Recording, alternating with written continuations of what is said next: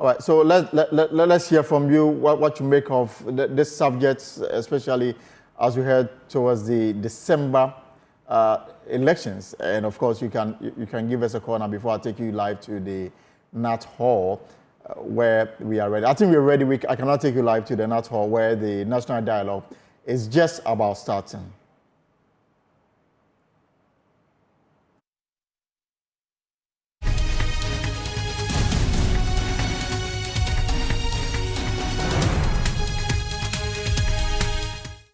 Ghana has a proud history.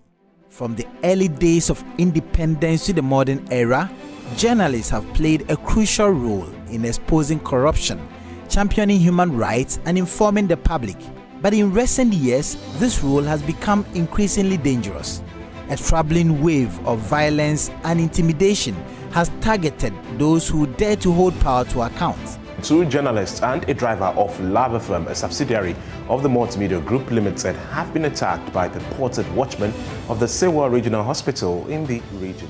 Management of City FM CTTV has petitioned the National Media Commission over the alleged brutalization of one of its journalists, Caleb Kuda, in the custody of national security. A journalist with Sky Media Group at Takade in the Western region was on Tuesday severely beaten after he sought to find out why a policeman who was sitting on a motorbike had no crash helmet.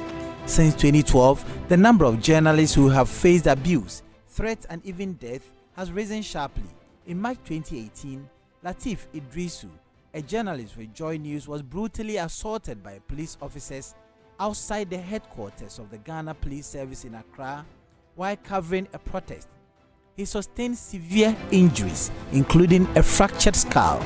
Until date, the perpetrators have not been found. They pushed me in there and they joined and beat me up with sticks, with their legs, with the back of the guns hitting my. Yesterday I asked him to take a shot of that. They hit me with the back of the gun about 3 times at the back of my head here.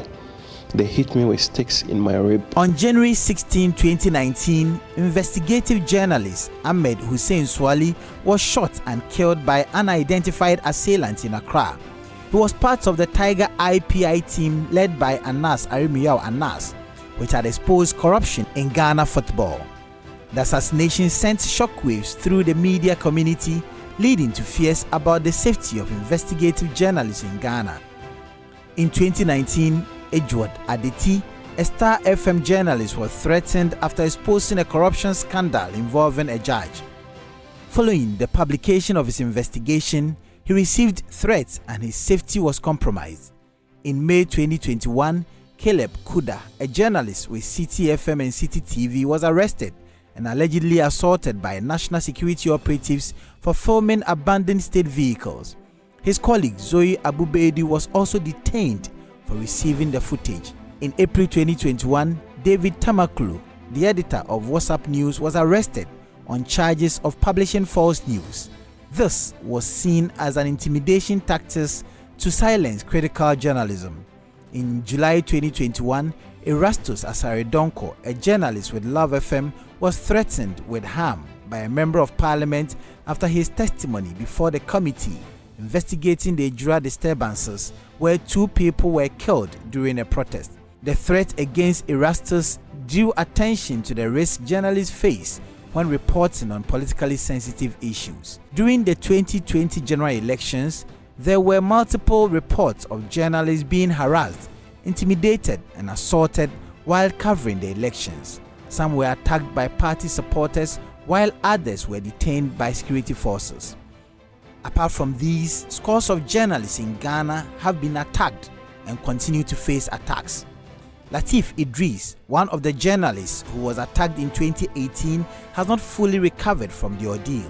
The attacks on journalists are often linked to their coverage of sensitive issues: corruption, illegal mining, political misconduct, among others.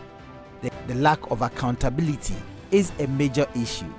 Many of these attacks go unpunished, creating a culture of impunity that emboldens those who wish to silence the press. The future of journalism in Ghana depends on our ability to protect those who seek the truth.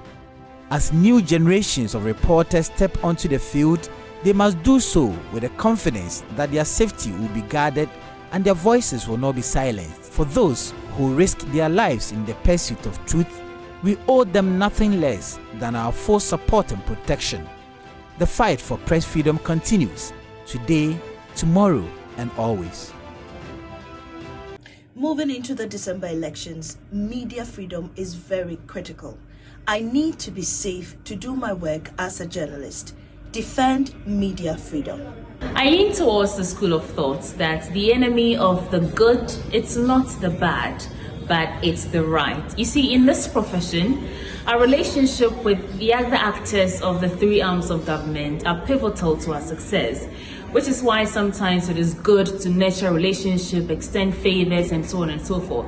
But in order for us to do our work diligently, we need to draw the line between where that relationship ends and where our job as journalists. Live on Joy 99.7 FM, live on the Joy News channel, myjoyonline.com. Good evening, distinguished ladies and gentlemen, panelists, viewers, and listeners. You're welcome to the Joy News National Dialogue on Defending Media Freedom. We're coming to you live from the Nut Hall here in Accra. This national dialogue is put together by Joy News in partnership with the Center for Democratic Development, CDD Ghana, with funding from the Embassy of Denmark.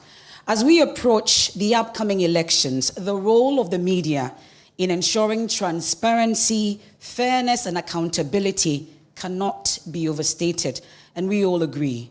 Today, we are here to discuss the challenges facing media freedom in our country, Ghana, particularly during this sensitive election period, and to explore actionable solutions to safeguard the independence and safety of journalists, myself, and my colleagues. Our conversation tonight will draw from the insights of esteemed panelists who bring a wealth of experience and expertise in journalism, law, all the way to human rights. As your moderator for tonight, my role will be to guide us through this important discussion, ensuring that we get to address the pressing issues at hand and identify strategies that will strengthen our democracy through a free and vibrant press. I am Emefa Apau, and at this point, I'd like to first acknowledge the presence of our distinguished guests gathered here at the Nut Hall, and of course, those also watching us from wherever you are on all our social media platforms, on Joy News, Joy 99.7 FM. I'd like to first and foremost acknowledge the presence of Ghana's Inspector General of Police, Dr. George Ekufu-Dampare, and the presence of the Ghana Police Service, also the Deputy Ambassador, Embassy of Denmark. We have the Head of Missions also for the European Union, the Political Officer, British High Commission. We have representation from the CDD Ghana, of course, our partners. We have Ghana Journalists Association, the National Media Commission. We have the Media Foundation for West Africa, the Ghana Independent Broadcasters Association, GIBA, the Ghana Bar Association, the Judiciary, of course, the School of Communications, University of Ghana. We have the University of Media and Communications, Film and Television, UNIMAC. We also have the Department of Journalism, Blue Crest University, the Center for Disability Entrepreneurship and Public Policy. We have the Abantu for Development, WILDAF Ghana. We have the various political parties also represented here tonight. Of course, my colleagues, journalists, are also here. We have you, ladies and gentlemen, and of course, students and lecturers of communication and journalism. All protocols, I must say, observed. With that established, I'd like to now welcome our channel manager at Joy News, Kweku Owusu-Prepra, to bring us the opening address for this particular gathering. A round of applause, ladies and gentlemen, for my channel manager. Thank you, MFA. Good evening, ladies and gentlemen. I would want to just give a little roll call. And I call the roll for some of my friends and colleagues who are living testimonies of what we are here to talk about. Manasseh Azori, Emmanuel Ante, Latif Idrisu, Anas Arimiyaw Anas, Erastus Asaredonko, Ahmed Swale, and many others, names that you know. Emmanuel Ante was covering elections in 2016. That night, he was reporting and walking back to the office when some fanatics of a certain political group attacked him. Today, Emmanuel Ante cannot sit up straight. He couldn't even continue working for multimedia. He's home. Latif Idrisu, as you saw in the video, is almost recovering from what happened to him that night. These are those who are alive. But all over the world, there are thousands whose memories go 6 feet deep. Why? Because they went out of their homes to do their job. The job which anchors democracy. That job that represents our collective voices. That job which, when muted, snuffs off everything we hold true and valuable. And that's why we are here today. So that at this gathering, we will bring the best of our brains to interrogate why we hurt ourselves by allowing some people who do not want right to be told, the truth to be told, facts to be out, to fight what means the world to us, the media. So imagine a church that has no music. And imagine a church same that has no prayer. That's how difficult it is to imagine democracy without the media. So as we deliberate today, let a deep-seated essence of journalism guide our thoughts. And so we thank our partners and all participants here. We welcome you to let us all brainstorm, bearing in mind that if we woke up tomorrow or on December 7th and there's no media to report the elections, you'll be shooting blind. It's at this point that we say, welcome. Let the depth of the need to protect media freedoms guide our deliberations and force us to protect what means everything to us. But you will recall that there are some significant changes that are happening which we ought to recognize. That in the last few years, under the leadership of the current IGP, I do not recall that any journalist has been assaulted, abused, or attacked. And that needs some recognition, and thank you for the applause. So let's brainstorm, let's think, let's interrogate, let's tell truth to ourselves at this gathering so that the length of this roll call will be shortened when we gather again to talk about freedom of the media. Thank you very much.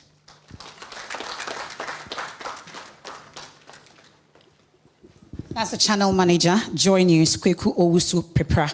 I must say that the Ghana Police Service has been kind enough to also stream this program live on the Ghana Police TV, also streaming on the Ghana Police Service Facebook page. We are live on Joy 99.7 FM on the Joy News channel. We're on myjoyonline.com and all our social media platforms. It's time now to take brief remarks from our partners, and I would like to start with CDD Ghana. And ladies and gentlemen, please help me welcome the Director of Policy and Partnership Engagement, Dr. Kojo Pumpuni Asante.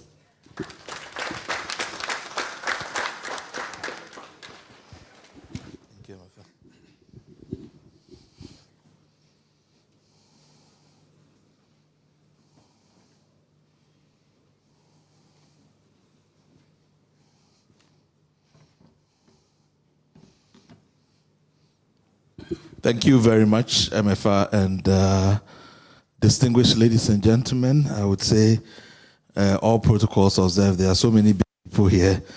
If I start listing them, we will not finish.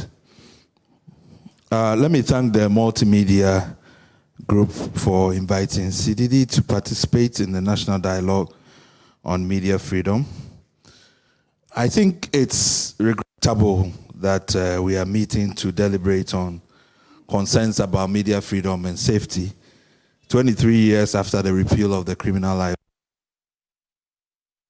In a way, it's a reminder that we have to continue all the time to be vigilant, to try as much as possible to measure our progress, and also to watch our decline. But sometimes maybe we get caught in the jargons when we say media freedom, media safety. We need to remind ourselves why media is important.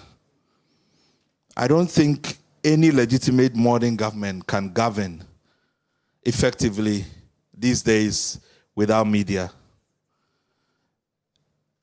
And you don't even have to call it a democracy. I think even dictatorships will struggle,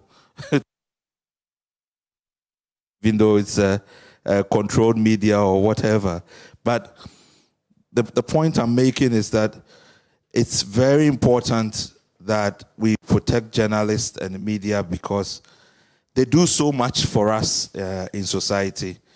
Just the basic processes of information sharing, giving feedback to government, participating, allowing citizens to participate, have a voice in governance processes, facilitating transparency. So we've gone further to make sure that media is protected because we've elevated them to that level. We put them in the constitution. We've written. So if we are protecting media, we are protecting our own well-being. If media is thriving, we as citizens will thrive because they are the ones, the fuel that allows us to engage in the democratic process. And I think when citizens sometimes lose that fact and, they attack media, whether it's a party or some angry person that feels that some journalist has said something they don't like, that they forget these things. That one day when you wake up and there's probably flooding in your area or there's some disaster that's coming and you have no means of getting information to save your life, then you understand what media means. One other factor which I always like to mention, why I think that we should care a lot more about media, is that the media space is very youthful. When you go to any media newsroom, it's full of young people. And their experiences on a daily basis will reflect the way they feel about our country. If they are constantly being intimidated, beaten up, and so on, that is how they will feel about the country because they represent the majority of us. So sometimes we forget that they are young, that's really, they represent the majority of citizens. And the way they feel about Ghana will reflect even the way they communicate about Ghana. So it's one of the reasons why I think we should care more about media. Now, we've been trying to confront this challenge for a while, and I know that we were working on the coordination mechanism for the safety of journalists. I'm hoping in the conversation to hear more about that. Where have we gotten to? Because if we are going to deal with this, then we have to be purposeful and sustain our efforts. It cannot be episodic. Now that we're going to elections, I believe we even need to intensify our efforts and draw a very clear line in the sand that it is a no-no when it comes to safety of journalists. There shouldn't be any equivocation, sorry. I wanted to use that word, so whatever the case, I would say equivocation.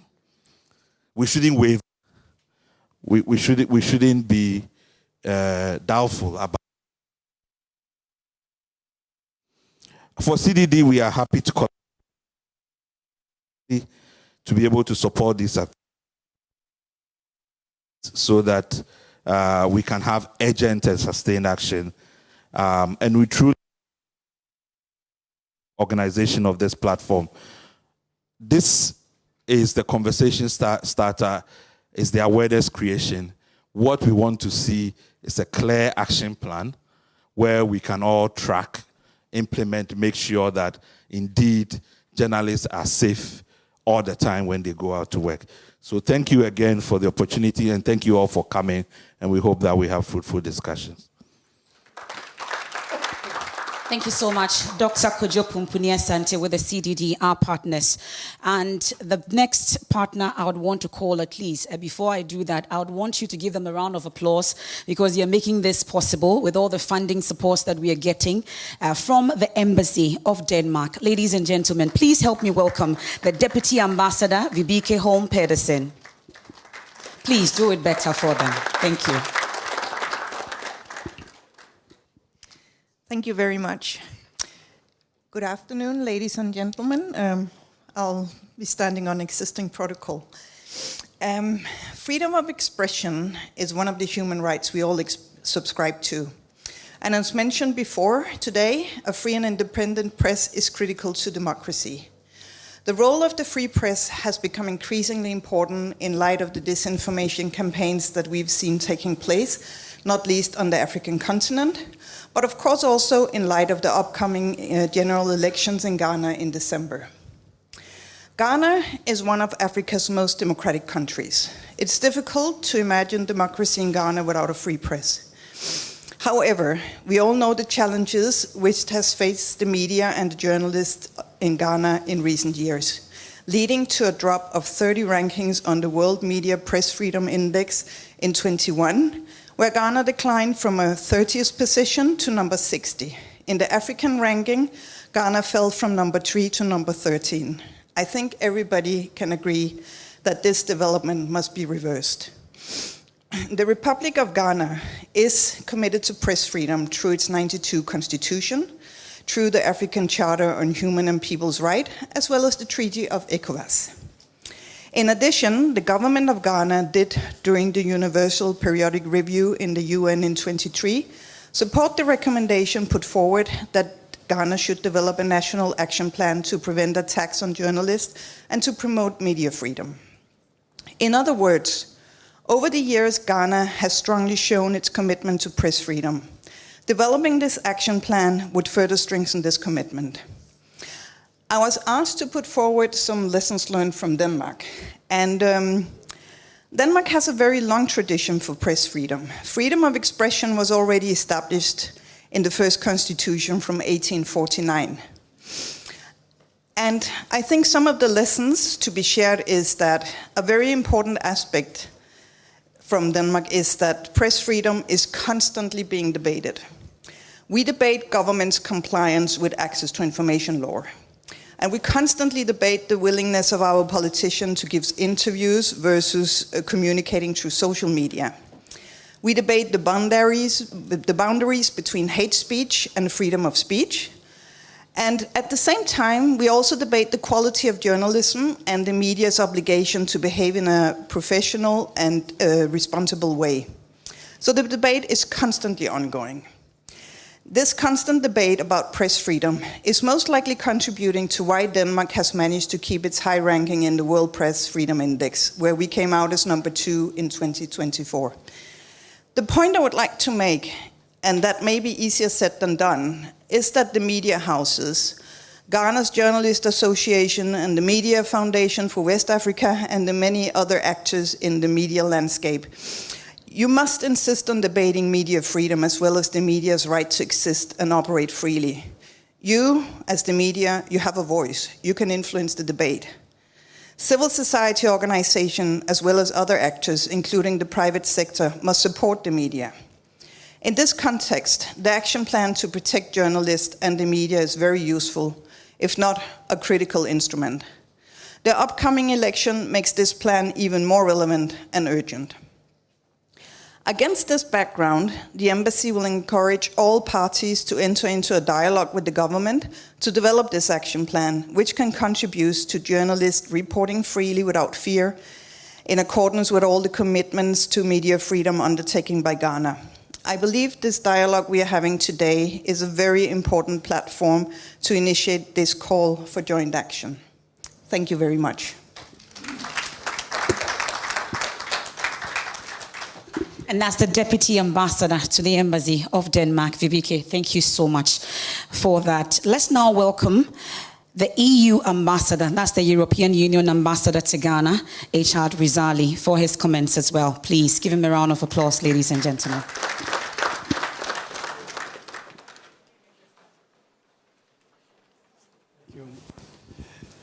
Thank you. Good afternoon, everyone. Thanks very much for this invitation. And I will be standing on existing protocol and will try to make it as short as possible. But this is a very important meeting. I would say why I'm very proud to attend this meeting today. But first of all, I would like to congratulate the Ghana Journalist Association as they recently celebrated their 75th anniversary, which is quite an achievement a few weeks ago. I would like to highlight as well the fact that the European Union, as you know, championed media freedom globally. Because as Kojo Asante said, basically, no freedom of press, no democracy. No freedom of press, no accountability. No freedom of press, no human rights. Every values that Ghana is standing for and that we are supporting as well. Within Ghana, the story of media freedom is a coin with two clear sides. The 1992 Constitution guarantees freedom of expression, including for press and other media. And of course, we are happy to see that by and large, these rights are respected. 71% of Ghanaians find that media can operate somewhat or completely free, placing Ghana firmly in the top 10 of the best performing countries on the continent. For that reason, we commend Ghana's efforts in sustaining these records. And as has been alluded to, the Ministry of Information aided the protection of journalists in Ghana. The work of the IGP has been recognized. And oversight institutions such as the Office of the Special Prosecutors, SHRAJ, NCCE, Madame Adi, is contributing valuably in that regard, albeit we all know some challenges linked to their limited funding and resources, but this is something else. Let me highlight the two key messages I want to pass on. Of course, we know and we have regretted the fact that Ghana has slipped under the World Press Freedom Index. But despite these challenges, the fact that we are having this gathering represent an important event and step as we are in Ghana addressing some of its challenges, or at least put them on the table. Having been posted in many African countries, I'm not sure that this meeting could have taken place with such openness in many other places in Africa, and for that, I would like to mention that Ghana stands out and the European Union stands by Ghana to uphold press freedom. But around the world, journalists seem less and less protected. It's not only in Ghana. In Europe as well, this is not strange to this trend. Increasingly, the credibility of journalists is questioned and attacked. The freedom to do their job is infringed upon. I would like to mention, I would say, new challenges, such as disinformation and misinformation, new challenges of our times in Europe, in Africa. The intentional manipulation of information flows and of public opinions is threatening stability of our states and the cohesion of our society, not to mention the robustness of democracy.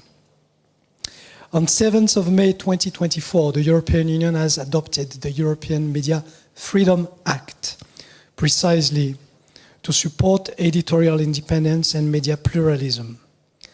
We adopted as well the Digital Service Act to protect fundamental values of our democratic system in the digital platforms and space, which is a very difficult one to regulate. The European Union stands ready to advance media freedom and counter disinformation within Ghana as well. We support the civil society, including the promotion of press freedom and investigative journalism, together with our member states, Denmark, of course. We soon launch a disinformation campaign in Ghana to educate citizens on the effect and the many phases of disinformation. Media independence as well as a primary objective in our project implemented by IDEC, NCCE, of course, CDD, and the Ghana Anti-Corruption Coalition, as well as the Ghana Integrity Initiative. One word of conclusion linked to the upcoming high-stakes election.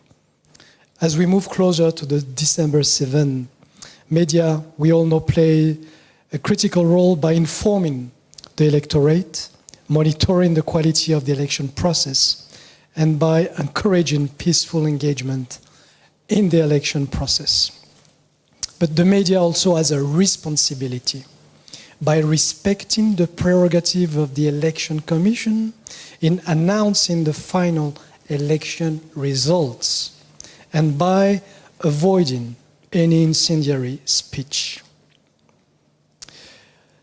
I would like to conclude in underlining that media freedom, freedom of speech, freedom of press, freedom of expression are, here in Ghana and elsewhere in the world, essential rights that constitute the core of a healthy democracy. Once again, the European Union stands with Ghana, shoulder to shoulder, with the journalists, with the civil society, with the state, and agencies and commissions in charge of upholding that and defending those rights here and around the world. Thank you very much. Thank you so much. And that's the EU ambassador to Ghana, Mr. Richard Razali. Once again, thank you so much. And over the period, all the reports that we've seen in terms of acts that have been perpetrated against journalists over the period, we know that we've had state agencies, security agencies, starting that, leading most of the ranking, then followed by political actors, and of course, their assigns. So it's a good time to take statements of commitment from the various political parties that we have here this evening. And I'd like to start with the Director of Elections and IT for the National Democratic Congress, Dr. Omane Boama. Ladies and gentlemen, please help me welcome Dr. Omane Boama.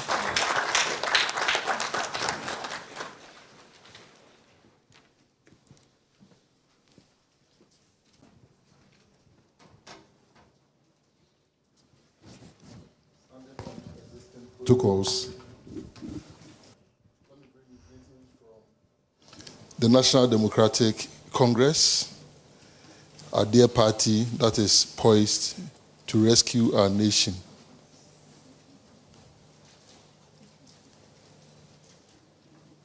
And let me also thank your partners, Multimedia, for the support over the years. CDD and the Embassy of Denmark. And Denmark, thank you very much for the Eastern Corridor Rural Telecom project, which allowed more than 120 communities to benefit from fiber optic.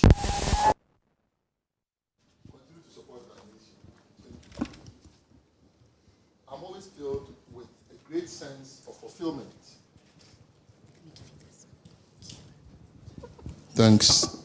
I'm always filled with a great sense of fulfillment when defending or protecting media freedom is prioritized. My fulfillment this evening is accentuated because since I left office as minister in charge of communications, which included information management, the media has witnessed some horrendous and heart-wrenching episodes. Episodes that basically became irregularly regular. I mean, avoidable and undemocratic episodes that happened under my own Pojoba friend, who was also a journalist, one of your own, both as deputy minister and as Minister for Information. I'm referring specifically to the MPP's hunting of the key actors of the number 12 documentary, culminating in the gruesome killing of our brother Ahmed Swale, and the systematic attacks on our friend and brother Anas Arimiyahu Anas. I'm further referring to the intimidation that made Manasseh Azuri Awuni flee for safety under this government. Additionally, I'm referring to the ordeal suffered by Kwabena Bobi Ansah when he was unjustifiably arrested in the line of his journalistic duties. Not to leave out the callous ordeals suffered by Captain Smart, Caleb Kuda, David Tamakulo, Edward Adeti, Ohiniba Buama Benye, and many others that have been mentioned here this evening. And time will not allow me to mention more. Ladies and gentlemen, Ghana did not vote for dictatorship in 2016. Ghana is a democracy. We cannot have fractured intimacies between the separate independent arms of government, which includes the fourth estate of the realm. Similarly, we cannot tolerate any attacks on media freedom. For me, when the Electoral Commission of Ghana puts out fake figures born out of faulty fundamental arithmetic errors, and I post the correct versions on Facebook or on X, I need the media to amplify them, to inform the public. In the same vein, while in government, I needed the media to amplify our numerous achievements in ICT, health, education, agriculture, roads, and other sectors. This means that the relevance of the media must not always be when one, particular politicians are in government or are in opposition. That is why President Mahama and I, as your sector minister then, defended media freedoms while in office. You want evidence? Ask our worst critics, including Manasseh Azuri Awuni. If you disagree with a journalist or a media house, call them, write a rejoinder, criticize them, That is what civilized societies, governments, and civilized people do. Don't kill the media. Don't torture the media. Don't negatively impact the mental health of media practitioners. Folks, let us defend media freedoms as if our lives depend on it. Actually, our lives do. Think about COVID-19. Without media, where would many of us have been? This is why President Mahama seeks to restore freedom and sanity to our defaced media landscape, reinvigorate and revitalize media practice, and open fresh investigations into the murder of Ahmed Hussein Swale. Until then, the media, name and shame, boycott and blacklist perpetrators, and report them for prosecution and other forms of redress. We doff our hearts to multimedia and your partners, CDD, and the Danish Embassy for organizing this auspicious and relevant program to ensure media freedom is upheld at all times. God bless you. Thank you. Thank you very much, Dr. Omane Boama. And I heard words in the background that definitely will not see the distraction of cameras again. But at this point, let me welcome a representative from the Convention People's Party, Mr. Kwame Jantwa, for a brief message also from the CPP. Please, let's welcome Mr. Jantwa. At least a message of commitment from the CPP as well.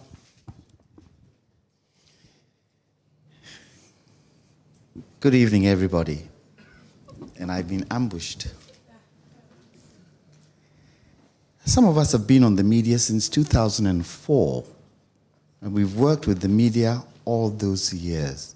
And we've seen what the media has been able to do. When God created us, He gave us two of everything, but gave us just one mouth. That tells something. And we shouldn't take for granted our freedoms. If we take it for granted, we take it for granted at our own peril. But let me be controversial. We do have media houses that are owned by politicians, don't we? How do we make sure that those media houses are independent? I'm grateful to see the police here today, because the police are in charge of safety. They are in charge of anything that civilians go through. And so, don't let us take it for granted. Don't let us feel that because we have power, we can do anything. It's the people we are going back to, aren't we?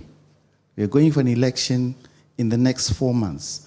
We're going back to the people. If for nothing at all, let's respect the work of the media.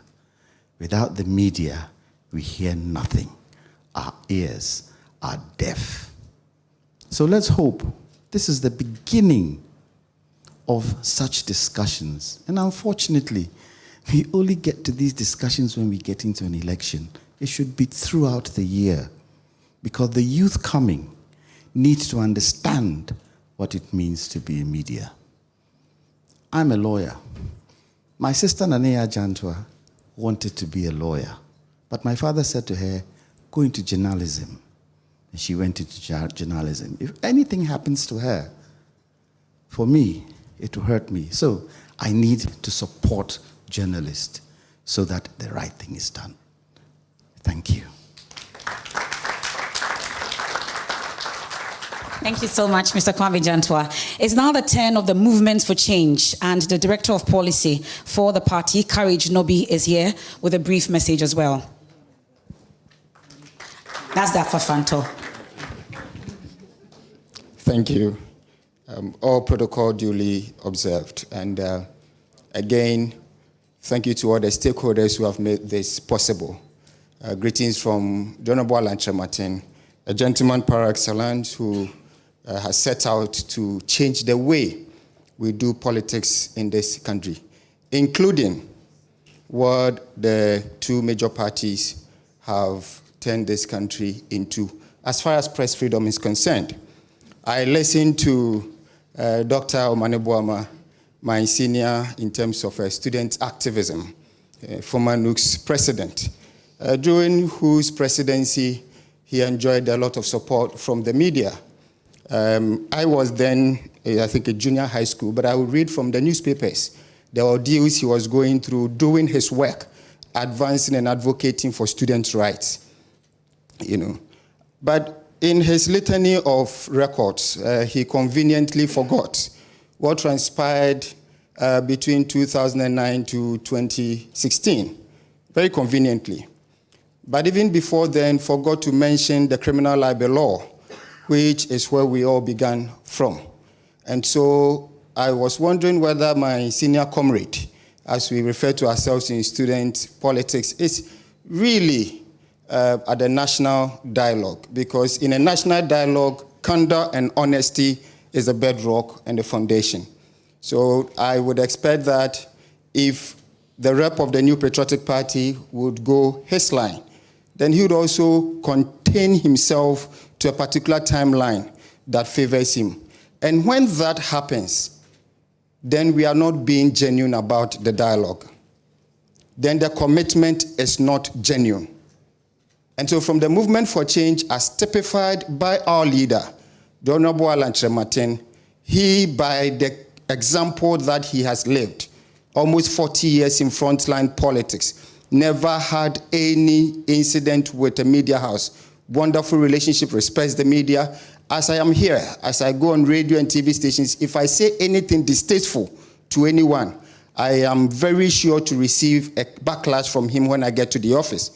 And should it result in fisticuffs, that is how I'll be asked from the movement for change. So I believe that it is the commitment of leadership that can ensure that the press is free to do its work. And to that extent, I will call for a de-escalation of the rhetoric that you already mentioned. De-escalation. Because many a times you will never find President Mahama go and attack somebody, a journalist or anyone. You will never find Alhaji Baumia go and attack a journalist or anyone, but you will find the followers. And that will be from the commentary, the statements that these leaders make. So it is important that as political actors, we are decorous in our engagements throughout this political season. And to that end, the movement for change would want to state unequivocally that we are committed to advancing the democracy of this nation through that. But let me also state that press or media freedom includes the media being free to do its work. In our work as a third party, a third force that is trying to change the status quo, we've come against a serious war where many media houses feel too attached to the two political parties to open up the space for the engagement that we are coming on. So on many platforms, you will not have a representative of the movement for change, not because we don't have enough people, but the platforms themselves are too attached to the political parties. When that happens, then the platforms become themselves avenues for attack and other persons in the politics, which may include colleague media persons in the interim. And all of these deserve attention. So I've called for greater opening up of the media space so that we broaden the democracy of the nation. And we, the movement for change, are indeed here to ensure that true change happens in our democracy. Thank you. Thank you very much, Mr. Courage Nobi. And I was hoping that we could get the representative of the New Patriotic Party. They had agreed to be here, but as and when I get the all clear for the NPP to give their commitment, I'll bring that to you. But as we speak, we have only one president in this room. I've been looking around, and the only president I see is the president of the Ghana Journalists Association. Ladies and gentlemen, please help me welcome Albert Kobna Jumfo for a brief message as well.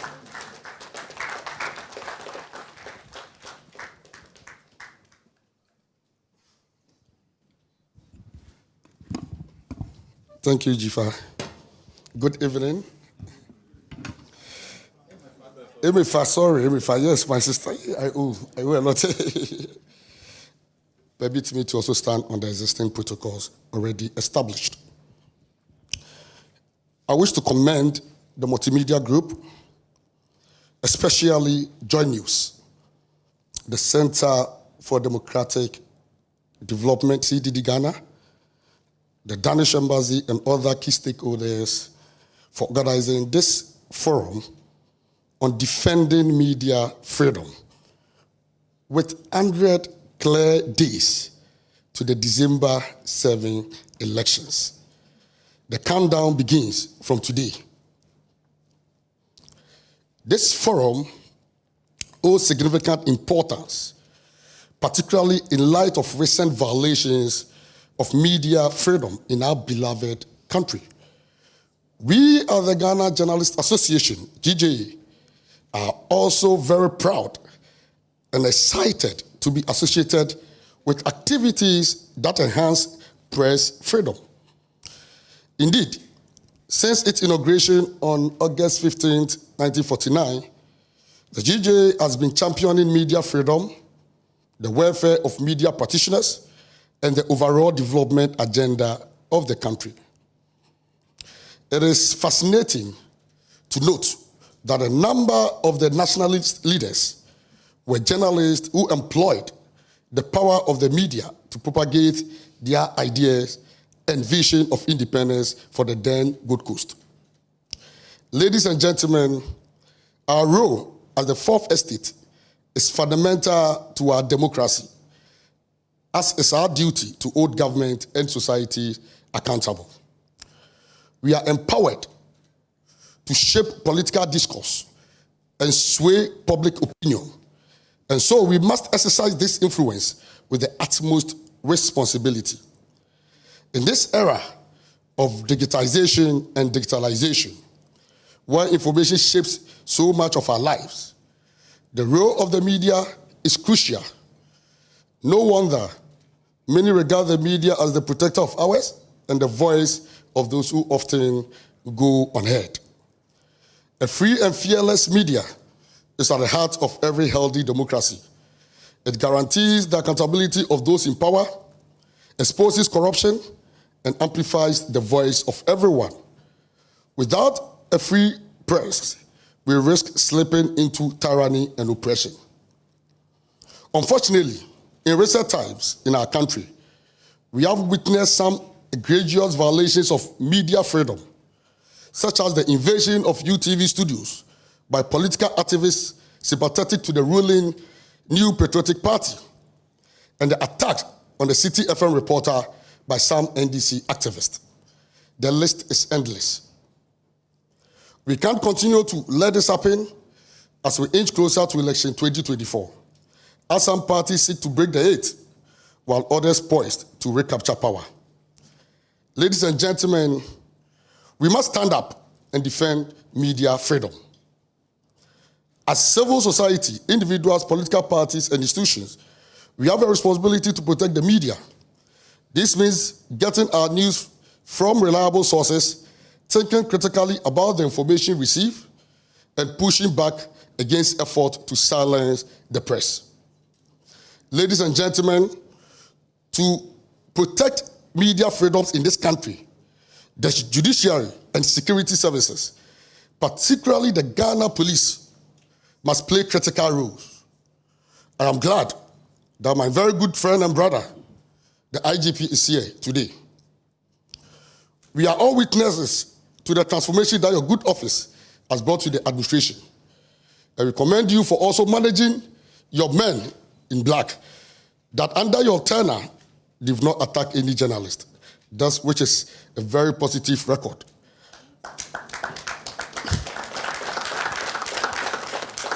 However, the GJA believes that your administration should go further in safeguarding press freedom by promptly responding to assault on journalists. In certain instances, the police have been unable to arrest individuals accused of assaulting journalists, yet they swiftly apprehend journalists or media personnel accused of flouting the obnoxious Electronic Communications Act and the Criminal Code, specifically Section 208 of the Criminal and Other Offences Act 1960, Act 29. Interestingly, the police prosecution sends individuals who assault journalists to court on lesser charges, and the punishment they receive is insufficient to deter them, allowing impunity against press freedom. We are requesting that the police exercise fairness in their interactions with the media. Centralization of information by the police service. The police's centralized information system remains a major challenge to media freedom, making it difficult for the media to access information and data at the local level. The GJ has repeatedly voiced its concerns about this issue to the Ghana police, but no action has been taken so far. At a recent meeting between editors, senior journalists, and my good brother and friend IGP, we raised the issue again and received assurances that the matter will be considered. Till date, we have received no positive response. Given the presence of our beloved IGP among us today, we are once again urging the Ghana police to decentralize information, thereby facilitating easier access to it. The police is still our friends. We also appeal to the judiciary to expedite cases involving assault on journalists, to send clear signals to perpetrators that they will be dealt with if they attack the media. Such a deterrent will ensure press freedom. Our government also play a crucial role in society. Those in government, as well as those seeking to be in government, must uphold the right to free expression and ensure that journalists and media institutions can work without fear or favor. As CSOs and key stakeholders, we must make sure that government do not interfere in ways that seemingly interfere with the work of the media. Reckless statement. One other issue that also affects media freedom in the derogation of journalists or media work by government officials through their public utterances. Please permit me to use this opportunity to condemn the comment made by former Minister of Works and Housing and MP for Ibuakwa South, Samuel Atachia, Honorable, who advised or encouraged voters to hand over Ghana to an economist, not a journalist. Mr. Atachia's assertion that journalists lack expertise is misinformation and discriminatory. This stereotype ignores the diverse academic and professional backgrounds of journalists, many of whom hold advanced degrees and occupy esteemed positions. Precedents and examples. Dr. Kwame Nkrumah, Ghana's first president, was a renowned journalist whose visionary leadership shaped our nation's economy.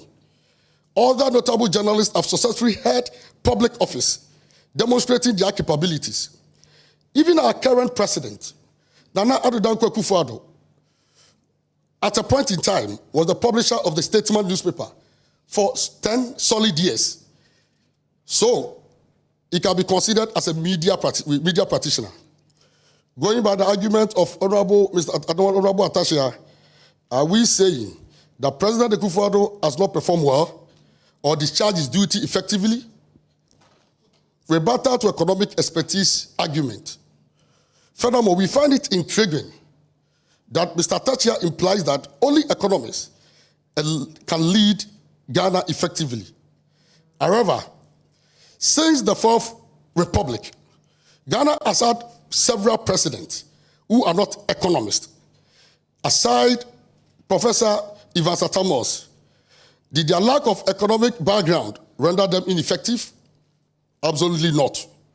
In fact, Ghana's progress under these leaders disproves Mr. Atachia's assertion. President Jerry John Rawlings, President Ajekun Kufuor, John Mani Mahama, and Nana Addo Dankwa Akufo-Addo have all contributed significantly to Ghana's development despite not being economists. Apology. We demand that Mr. Atachia retract his statement and render a public apology.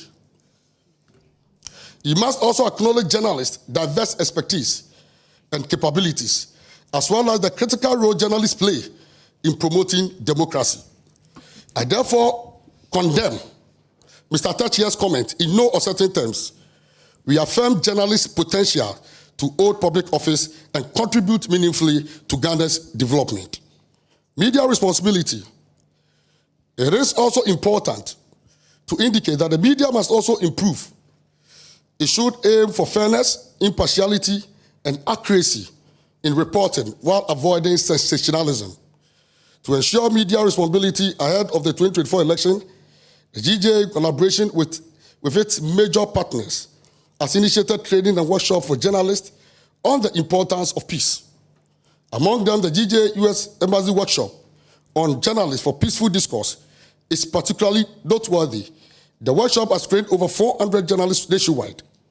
The project's goal is to promote violence-free and credible elections in Ghana through well-informed and trained journalists who use best practices of fact-based and non-partisan election reporting. As I bring my presentation to an end, ladies and gentlemen, I want to take advantage of this platform to invite all of you to the upcoming 28 GJA Awards on September 28, 2024 at the Accra International Conference Center. We are officially inviting presidential candidates from various political parties, particularly the two leading parties, to make a commitment statement to defend press freedom and to ensure media viability. The historic occasion also climaxes the 75th anniversary of the Ghana Journalists Association. Ensuring media freedom is a job for all of us, not just journalists and government. We all have a part to play. I am strongly proposing that all key stakeholders must come together to sponsor a private member bill that will seek to strengthen media freedom and end impunity against journalists in our country. Let's stand together and uphold the principles of media freedom. It is critical to ensure that people's voices are heard and that the truth is revealed and that justice is served. Thank you very much. President of the Ghana Journalists Association, Albert Kwabena-Jumfo. I was hoping he would do this within 3 minutes, but of course, that's the president, so I can't stop him. At this point, I'd like to welcome the Electoral Commission representative here with us, the Director of Elections, Dr. Benjamin Banobio, to give us a brief message this evening. Please, let's welcome Dr. Benjamin Banobio from the Electoral Commission. He's the Director of Elections.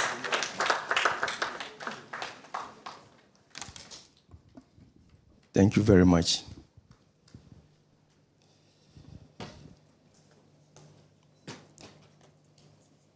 Before I make my presentation, I want to correct an anomaly. I'm Benjamin Banobio. I have not gotten the PhD. Thank you very much. Permit me to stand on the established protocols.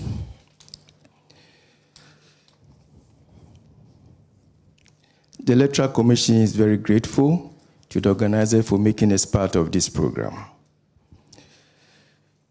Come December 7th, Ghanaians are going to the polls to vote to elect a president and 276 parliamentarians. And all Ghanaians are aiming for a successful election. And to this, the Electoral Commission is committed to ensure that we put in place a very robust electoral system that will be very transparent and ensure level playing field. A system that will not only detect wrongdoing, but will also prevent wrongdoing. A system that will indicate after the voting, the results that will be indicated will be a true reflection of the desire of the people who voted. This we are committed to. And I hope that is what all political actors are also waiting for. The media has been very, very helpful to the Electoral Commission and to this country. They play very critical roles in our lives. The traditional role of the media, that is educating, informing, and entertaining, has expanded to include surveillance. Now, whatever you are doing, the media is watching you. And so it put all of us on the alert, and we ensure that the right thing is done. Whatever the media is, even if you want to cheat, you will sit up. Apart from surveillance, they play a lot of role. The media also make sure that we, as human beings and politicians, we do things right. Their watchdog role is very, very important to the work of the Electoral Commission. They also give feedback to the Electoral Commission, and they do so many things. Without them, democracy will be none. Therefore, the media is indispensable in our quest to ensure successful election. As a commission, we consider the media as one of our critical stakeholders, and therefore the media must be protected to enable them to perform their duties professionally. With this enormous influence, the media, if given the required atmosphere, the enabled atmosphere, if given for them to work, they will be able to ensure that everything that we do in terms of election is done in a very professional way. As a commission, we support the media, and therefore when we are having special voting application, we give preference to the media. We ensure that we give them accreditation so that they can have access to all levels of our electoral activities. Accreditation for the polling stations and a different accreditation for collation centers.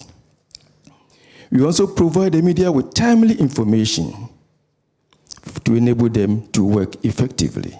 We have regular engagement with the media on election reportage. We also provide them guidelines on electoral activities, and we also organize workshops and seminars for the media. All these things are being done to empower them, to enable them to work effectively.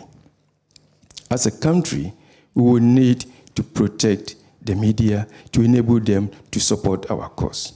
And as indicated, they are indispensable in our quest for successful election.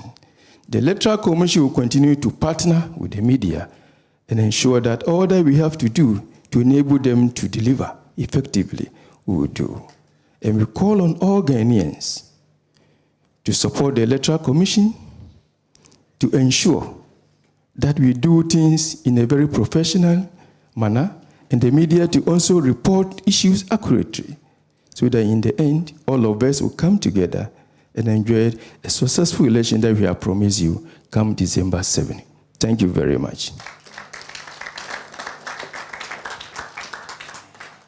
Mr. Banobio, thank you so much. Amongst the things I do, I prophesy as well. So maybe the doctor is coming to pass. Thank you so much. Once again, let's hear it from Mr. Benjamin Banobio. That's the Director of Elections. Let's now welcome their former neighbors. Let's welcome the Chairperson of the NCCE, Madam Kathleen Adi, for a brief message as well.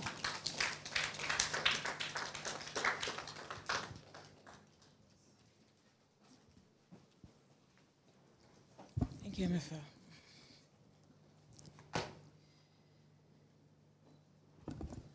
Standing on existing protocol, I wish you all a very good afternoon. I bring you warm felicitations from the National Commission for Civic Education on this all-important occasion where we come together to dialogue on the important issue of media freedom. We know that our 1992 Constitution dedicates a whole chapter to freedom and independence of the media. And as a country, as stakeholders, we must never lose sight of the ironclad protections built therein. For NCCE, as a creature of that same constitution, with the unique mandate that includes promoting democracy and education on rights, we are unequivocal in our support for protection of media rights and freedom. Also, as NCCE, we will be quite unable to execute our mandate without our partnership with the media, because media amplifies our messages, and our partnership with media ensures that we are able to get to places that we may not be physically present. So we acknowledge that we need a strong, free, fearless, and confident media not only for us to do our work effectively, but for our democracy to continue to thrive. So on that note, obviously, this occasion is very important. And it has been interesting listening to all the speakers that have come before me. It has been interesting listening to the political representatives, and we are looking forward to hearing more from the rest of them. What I'd like to bring our attention to is the fact that in all of this, we all have a role to play. I always say that in the architecture of our democracy, if we all do what we are supposed to do, we will move forward quickly. Why are media people being attacked? What is happening to those who attack them? If we take these things seriously, we would not even need to have these occasions, except to have intellectual conversations. Somebody attacks media. Is the person properly arrested? Is the person properly arrested? When the person is arrested, does the person face, go through the system and get the consequences of their actions? If we don't do that, we'll be talking as usual, more and more talking. When media also goes wrong, do we have the courage? The organizations that must ensure that we all live in a decent and civilized and civic-minded society. Do we do what we need to do? When media men sit on air and do what is not right, do we? But if we all should do the things we are supposed to do, we will go a long way. Whatever the case may be, attacking media, violence cannot be the way forward for us. Our democracy is based on a free media. Like I mentioned earlier, our constitution is unequivocal. We must ensure that journalists have the freedom to practice their journalism within the constraints of their own ethical requirements and recommendations. But it's important that we don't lose sight of the fact, because no matter what happens, we cannot live in a society where the violence is normalized. And it becomes normalized when action is not taken. We must start to take action against those who do wrong. We must start to take action against those who do wrong. If we don't do that, we will continue to have conferences, and the things that are wrong with our society will persist. And this goes beyond just media. It's the way we live our lives, the things we complain about, the way we hold our state accountable or not accountable. If we don't all play the roles that we are supposed to play, as citizens, as stakeholders, as people who have been given roles to play, we will not make any progress. Now, on disinformation, misinformation, and fake news, especially in the context of politics and elections this year, we have already seen it. And some of the perpetrators will stand on this very spot that I'm standing and condemn others. Yet they have machines set up to churn out fake news, disinformation, and misinformation in their bid to get power. We all know this, yet we'll all sit here and we'll all talk and we'll all go home. We must start to hold each other accountable. We must start to hold each other accountable. Political parties must be held accountable for these infractions. Misinformation, disinformation, and fake news is a threat, not just to the democracy, but to the very existence. It's an existential threat to our state. We have internal vulnerabilities that become heightened by the external threats that we face as a country. And if we do not manage disinformation and misinformation well, we will find ourselves in a place that we don't want to be. We cannot continue to accept or to just gloss over the wrongdoings of people who are seeking power. We must hold them to account, all of them, all of them. This political season, we are at it again. Passions are high, tempers are high, and as the time gets closer, we fear that we'll see more and more of these negative things. It is our hope that that is not the case. But I'm using this platform to call on all the stakeholders, the election management body, the security, political parties, political actors, ourselves as NCCE, whose role it is to ensure that people are properly educated. We should all take this opportunity to make this a different election. This is not an election where we are shedding blood. This time round, not one drop of blood should be shed for anybody. Nobody is worth it. No political party, no political godfather, godmother is worth shedding blood, much less dying for. So let this election be different. Let's all take our roles seriously. The work that we have been assigned to do, the work that we've taken upon ourselves to do, let's execute it properly and ensure that we go through this election without those issues. Because, you know, journalists are under threat, but so are citizens. So are citizens. When people lose their lives during the elections, they are not all journalists. Ordinary citizens also lose their lives. So let's have this discussion, but also broaden it. How do we ensure that during this election and beyond this election, we live in a country where people don't live under that sort of threat? I'm looking forward to the discussion. I'm hoping that I'll be able to stay for all of it. But for the people gathered here, which includes the most important stakeholders, I hope that we take these messages seriously.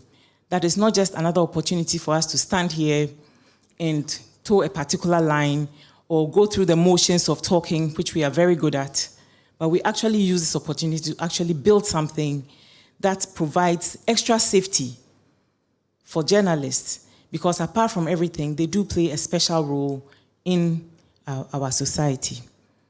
On that note, from the NCCE, we wish to commend the organizers and to thank all of you for coming. We look forward to fruitful discussions. Thank you very much. Thank you. And the hashtag is DefendMediaFreedom. It's on all our social media platforms. You can join the discussion as well with the hashtag DefendMediaFreedom. Once we defend the freedom of the media, we can defend those of the citizens as well. We are just one key message away from our keynote address and the panel discussion. And at this point, I'd like to hear from key stakeholders in this coming election, National Peace Council and CODEO, and we have a representative here, Sheikh Arimiao Shaibu. He's promised me to keep within time. A very brief message from CODEO and the National Peace Council.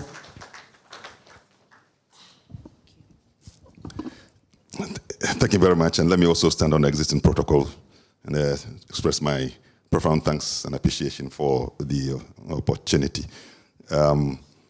I'm no more the leader of the CODEO, but at least I can speak on the platform of the National Peace Council, where I serve as a member of the governing board. We all know basic functions of the media: to educate, to inform, and to entertain. Therefore, they provide a window through which information gets to every corner of our country and to understand issues that are happening around us. Information, therefore, becomes a human rights issue. In any attempt to stop information from going around is a human right abuse. And that is why any attack on any journalist is an attack on our human right, and it's something that must not be encouraged. It also represents another dimension of violence. Violence is not good. Violence creates hate, and then it multiplies, because the moment you do it, the revenge to it also continues. The discouragement that we give to the journalist is to our own detriment. Even within the political circles, it's our own detriment. The chief imam, for example, has been enjoying the full support of journalists. Anytime he has any information, any event, or some message that he wants to give to the country, which is very, very important for our peace, these journalists are those who come to him. And so therefore it hurts him also. It hurts him that a journalist will be attacked. So he must be, and I must be, and the Peace Council must be, the first among those to commit ourselves to the defense of media freedom. We are totally against any attempt to silence the media, totally against an attempt to subject any media person to violence of any kind and of any dimension. Thank you so much for the opportunity. MFA, God bless you. Thank you so much, Sheikh. We are grateful. That's Sheikh Karimimi Al-Shaibu. Now, it's time for our keynote address for today. And the man to deliver that for us, we've seen under his watch significant reforms under the Ghana Police Service. At least most of us can testify to that. He will be speaking on ensuring safety of journalists. Ladies and gentlemen, let's welcome the Inspector General of Police, Dr. George Akufu-Dampare. Thank you, my sister.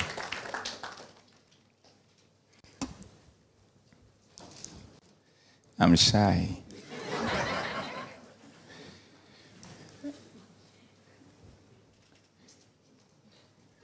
All the speakers before me said they were standing. So I'm not very sure how tall it has become. So in order to be safe as a security officer with security mindset, I want to stand by it so that I don't offend those that already exist. To stand by the existing protocol. Having said that, on behalf of my colleagues, the police service, and the rest of the team working on this election under the auspices of the National Election Security Task Force, we want to thank the organizers for giving us the opportunity to be here to make a statement. And I'm told, see, the mic doesn't like me. I'm told it's a keynote statement, but we would prefer to have the keynote issue to be the discussion by the panel experts so that we all will learn from it. But we will rather come from the point of view of letting you know our commitment in practical terms, what we are doing and what we will continue to do to ensure that we defend media freedom and we defend and protect journalists. But before that, let us look at this. There is one thing we've not averted our minds to adequately, and that is to do with when it comes to the security agencies and when it comes to media practitioners, the commonalities between us, what we share in common. And permit me to share about 2 or 3 with you. The first most important one, we are all in the service of the people. We are serving. And importantly, nobody is taking anybody's place. So we are not in competition. But we have a common goal. And that common goal is to serve the people. So why should there be a basis for us to have even disagreement, let alone leading to instances of attack and confrontations that would take us off our focus of serving the people? In the context of the election, the fundamental issue, and within our governance system, is to protect and ensure the thriving or the growth of our democracy as a means of governance. And we share that in common. We do our part, you also do your part. And together, pulling ourselves together, they impact in ensuring the sustenance and development of our democracy will be significant for all of us during our lifetime and our children's lifetime and our grandchildren's lifetime. We have that also in common. One other thing we also have in common is the fact that we all face the same threats and dangers in the work that we do. We put our lives on the line in service of the people. And that is also common to both security officers and journalists. At times, we even feel sad when in the course of fighting crime and keeping the peace, as we recently are enjoying across the country where crime level has come so low, and sometimes some of our colleagues losing their life, we get no sympathy. It's hardly talked about. But let, in the course of our work, do a little thing. It becomes a mustard seed that germinates at the speed of light.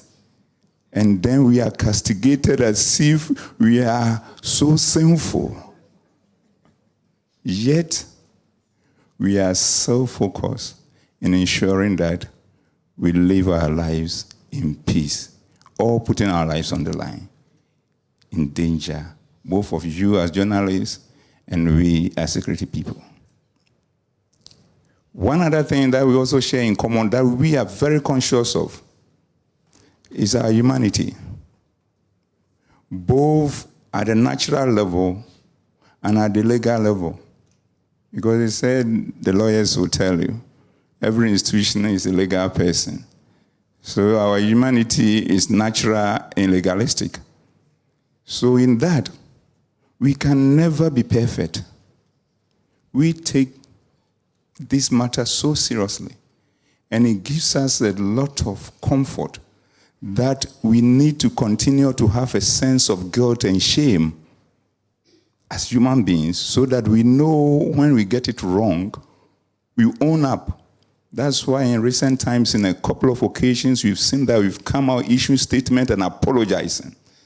There is no shame in apologizing, because we are human and we can never be perfect at the institutional level and at the individual level. It is in the strength of this that we are here today, not to say what others have done to us, but to come to tell you in specific terms that we've done self-introspection and we'll stay, that we'll continue to take advantage of all the constructive criticisms that come our way and use it to shape our institution for it to become the best institution in the country and a reference point for the rest of Africa and beyond. It may not happen on our watch, but the foundations are being laid in such a way that it has become divine, and no person born of a man or a woman will be able to reverse it. A man or a woman, because it takes two to give birth, and two opposite sex to do that. So that is our commitment. So our commitment is to come to you today in the light of the things that we share together as individuals and an institution for the good of the people we serve, to come and tell you how we feel for you when you have instances of attack, as some of them has been shared with us. But one other interesting thing, maybe beyond that those in academia should look at, is also to find way beyond the ranking at the level that we have it now. Whether, if it exists already, then I stand to be corrected. Whether we can have a system where globally we will see the countries where journalists, the level of attack or the number of attacks in terms of counting it, so that we know where we are and probably how far we have come as a country, even though one attack is one too many. So that we don't relate these issues in isolation and use that in one way or the other to discourage us in terms of the progress that we've made, but to be strengthened by the fact that a lot has been achieved and a lot more need to be achieved. That will help us a lot. And I look forward, if it doesn't exist already, for it to be something that may be probably emanating from this conference that will go global. So in our quest, what is it that we've been doing to ensure that we defend press freedom, media freedom, and more importantly, the individuals behind the media in such a way that their lives will be protected, so that when they come to work, they will be able to go home in whole to their family, because they are also having one. First, over the years in recent time, try and we continue to try, in a sense of guilt and shame, to put our house in order. A lot of education is ongoing, and we are mainstreaming media education and protection of journalists and the media to a level that it is helping us to have a situation where we are gradually getting to a point where journalists are not being attacked by us. We have a lot of work to do in that angle. We want to assure you today that we'll continue improving so that a day will come, because it's one of the measures we are using to determine whether we have truly become the best institution in the country and a reference point for the rest of the world. So we does not take that of mainstreaming, this sense of protection of journalism and the media, we don't take it for granted. It is in this that we have also made sure that our disciplinary processes, when it comes to how the police deal with the public, and more importantly with other stakeholders, particularly the media, has been strengthened in such a way that if you are found foul of it, you'll be dealt with in a manner to serve as a deterrent for the rest of the police population. So that is one major thing we are doing, putting our house together in order. The other point, it means that when there is going to be an attack, at least by doing our homework well, it may not come from us, but it may come from other sources. And what are we doing in that angle to help to ensure that this does not happen? And even if it does happen, it is handled in such a way that it is deterrent enough.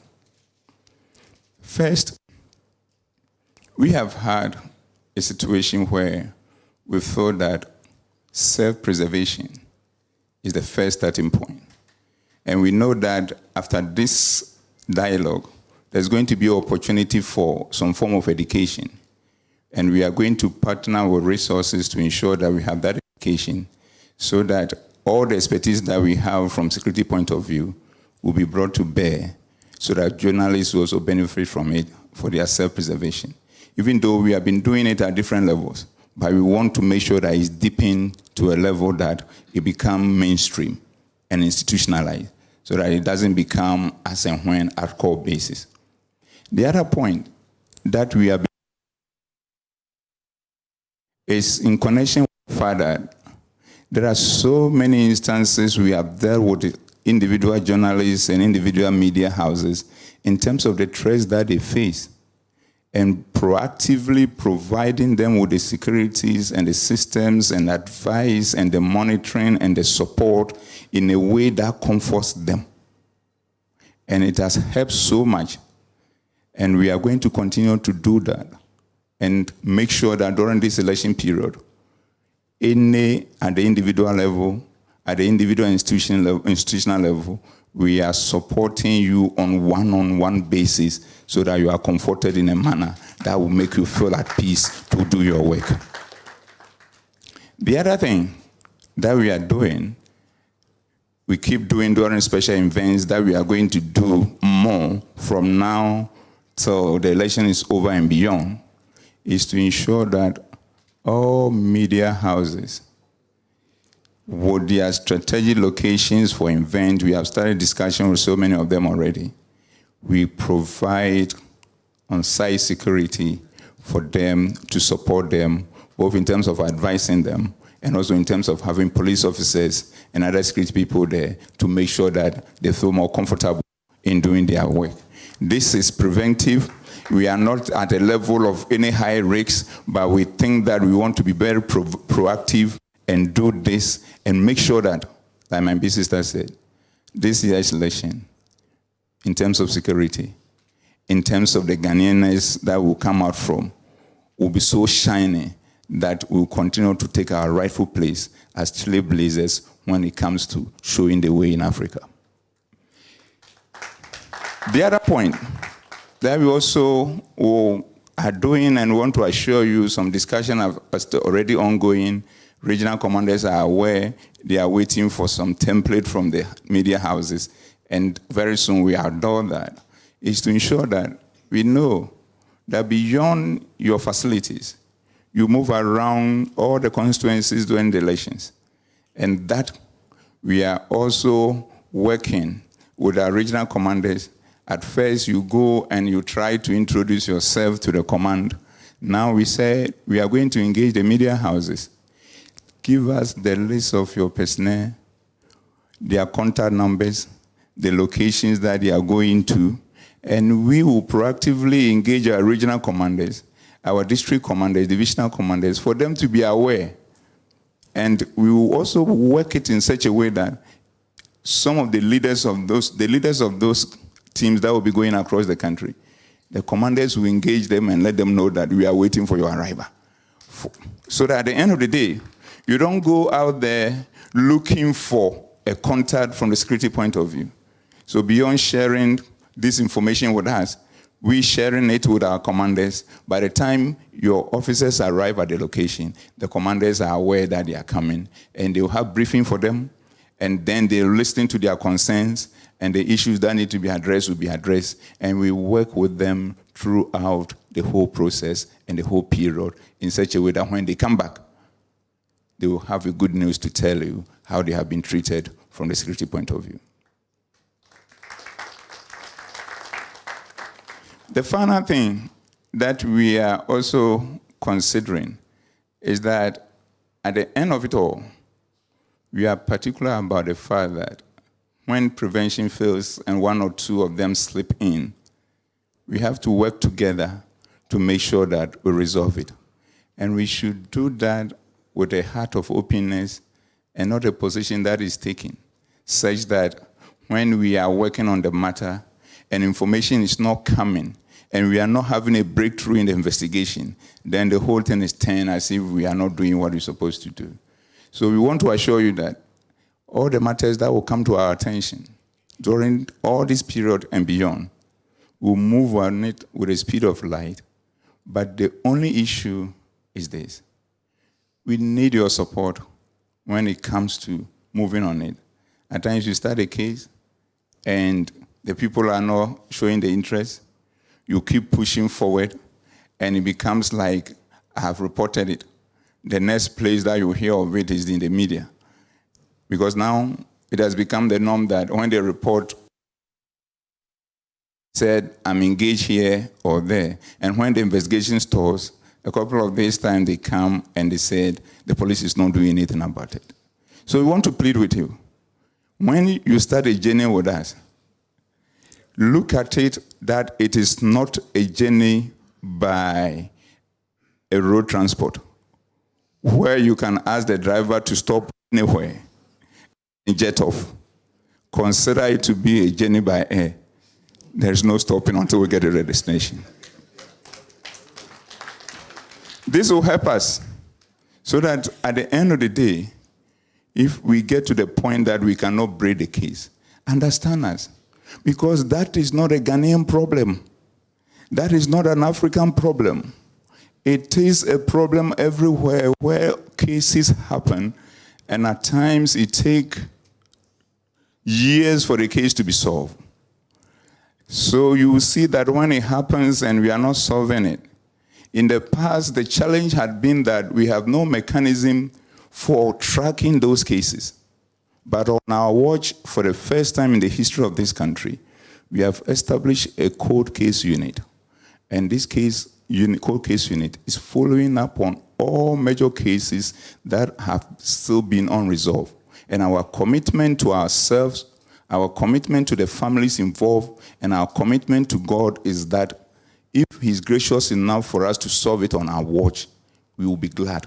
But if not, we will prepare the grounds with the evidence and with the files so kept, well kept, as is done in other countries, so that if it is not done today, maybe it can be done 30 years down the line, so that nobody will think that you can do something and run away from it. In a similar case, we have monitored and we have worked on with families of major cases, including my brother Ahmed Swali, and the family will tell you the frequency of our engagement and the work that we have done and we continue to do. But the unfortunate thing is this: when all these things are happening, the people who will go out there and be talking, they have information. At times they know a little piece of the puzzle that can help us to solve it. But for one reason or the other, and at times for group interest's sake, they choose to come forward. And yet they want to take advantage of that same situation in order to make gains. When that happens, we are virtually insulting the families involved. So we should stop it. It's either you support us to unravel it, or you allow the family and the police to keep working on it until the grace of God help us to break the case. Then you may know something, and you may not come forward to talk about it, and we are struggling to have a breakthrough in the case, and you are so making life uncomfortable for us with unconstructive criticisms. And this is something that we all have to look at. It is not going to help us. So these are some of the few specifics we are doing, and we want to assure you that any other thing that, as we keep engaging, you think we have to do during this election period and beyond to safeguard media freedom and also protect the wonderful people behind the media, we can assure you, because we want to be the best. And being the best, you don't judge yourself, and you'll be judged by the people you serve. We are ready to accommodate them by introducing or continue practicing what we call demand-driven policing, where it is what you want is what you get. So that if you tell us all the issues, we'll factor them into our overall plan and make sure that we'll have a holistic approach, ensuring that there is freedom for all of us. To conclude on 2 points, distinguished ladies and gentlemen. The first one, the role of stakeholders. My sister and all the others have spoken about it. If we all play our roles well, it will make a lot of difference. But because they have said a lot, let me say one other thing that has... The time has come for us to go beyond the inter-stakeholder or, for political reasons, inter-party criticisms or condemnation of attack of journalists and move to intra-party, intra-stakeholder criticisms on attack of journalists and security personnel. And what is it? When the attack favors one group, they criticize the other one, come to defend it and protect the people who belong to them. We are looking for a day where it becomes rather condemnation, where you find one of your own messing up. This will be another level of maturity in our democratic dispensation. Let's look at that. The last one is to do with the public. The public, we want to appeal to them. They are our masters and we are the servants. If you send your servants out to work and they are attacked, media, and the attack is unconstructive, defend us, come to our aid, so that when we are working for you, we will be motivated to do more, because our masters, we know, have our back. But in most of the cases, something happens and the public is quiet, and we are taken on in a manner unjustifiably, and it becomes so difficult for us to defend ourselves And the question is that it takes the grace of God for us to get the courage the next day and come out there and continue to do the wonderful thing that we do to serve you. So public, we are pleading. Be on our side all the time by doing two things. Support us when we get it right. Encourage us when we get it wrong, after you have criticized us and done so constructively. And we'll be open for all that. And finally, to my colleagues in the media, two last points. My brother came to say the whole thing in an ambushing manner. And I'm not ready to respond to them because that will be for another day. But the beauty of it is that he didn't say that the police has breached any law. So at least we are within law in all our actions. So that settles the scores. So all the points he was making was an appeal.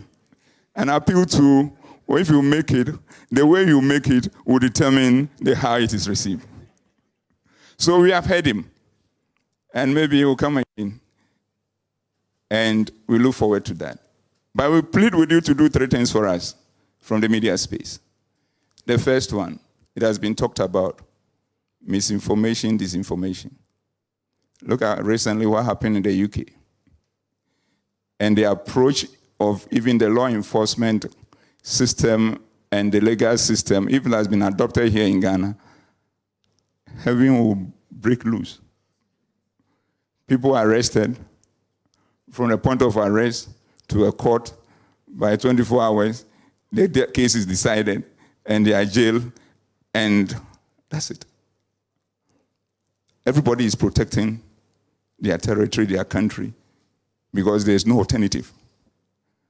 So at times we hear a bit of double standard here and there. We want us all to come to the realization that nobody, either individual or group, is bigger than Ghana. And Ghana, from democratic perspective, we all have a common share. And democratically, that common share is your thumb as you print and put there on the paper. Nobody does it twice. Only once. So your share of the Ghanaian cake is this one. It may be slightly better by natural design, but it's still at home. So we should have that on mind and know that we are all equal people in a wonderful country given by God to us. So disinformation and misinformation, as I've always said, have no legs. It be we, individually, institutionally, they carry them. So if we stop carrying it, it will stop what? Going out. And using your gatekeeper role, you can shut it. Because Afwani Kitao, Upana Ubi. So do that for us in this election year and behold. Let's shame all those who want to use misinformation, disinformation to their advantage and to the disadvantage of the collective whole of Ghana. Let's shame them and let them know that we will not allow them for their selfish interest to disturb the wonderful peace, security, law, and order we enjoy, which is the envy of those within the sub-region and beyond. Finally, I'm pleading to the media, as it was said by my brother, the EU ambassador, the responsibility for declaring of election results will be in the responsibility for declaring election results rests with the EC. So let's respect that. Because when results are declared wrongly from the wrong source and it becomes multiple in the environment, it is in itself a disinformation and misinformation, this time round not created by anybody, but we the carriers. And if you're able to do that for these elections, even if God called me to glory and nobody attend my funeral, I'll be happy. Because He put the whole country and everybody on tenterhooks. And it's something we can avoid. So let's do that. And closely related to that is post-election results declaration reporting. And let me come to where I belong. Me Ghana and Ibrofono Yakotino Council. To become one tiasi omufanisa. The point is this. When the results are declared, Obiari Eyaniya Obiadinkunim Eyanide. The meaning of that is that Obikita fuel, Obikita manches. So when you are reporting on it and it's not well done, Udija, Udi manches, any fuel, a boom, Nenya Soria, all of us will suffer. So whilst we try to report, let us manage it in such a way that the losers will feel respected. The winners will be allowed to be measured in their jubilation. Because at times, we'll be near break, and now the mic I could, and then I'll pass over.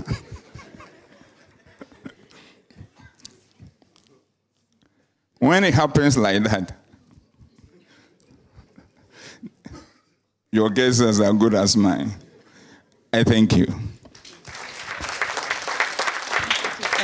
Thank you so much. That's the Inspector General of Police, Dr. George Ekufu-Dampare, with our keynote address for today.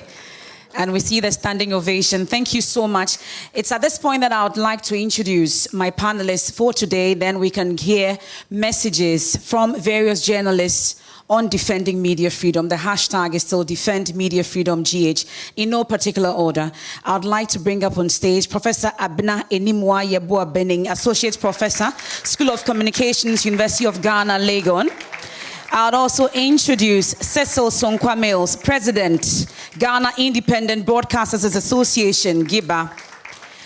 We also like to bring up Mr. George Sapong, Executive Secretary, National Media Commission. I'd also bring up Suleiman Abrahima, Executive Director, Media Foundation for West Africa. I'd also bring up Samson Ladi Anyenene, legal practitioner, host of Newsfile. And then joining us via Zoom, Manasseh Azoria Wine, investigative journalist, also joining us for the panel discussion. So at this point, we'll start by taking a few messages from my colleagues on the hashtag Defend Media Freedom, then we get talking. Moving into the December elections, media freedom is very critical. I need to be safe to do my work as a journalist. Defend media freedom. I lean towards the school of thought that the enemy of the good, it's not the bad, but it's the right. You see, in this profession, our relationship with the other actors of the three arms of government are pivotal to our success, which is why sometimes it is good to nurture a relationship, extend favors, and so on and so forth.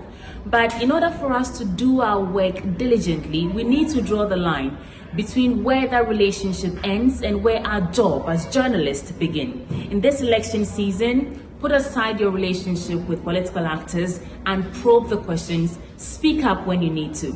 Because at the end of the day,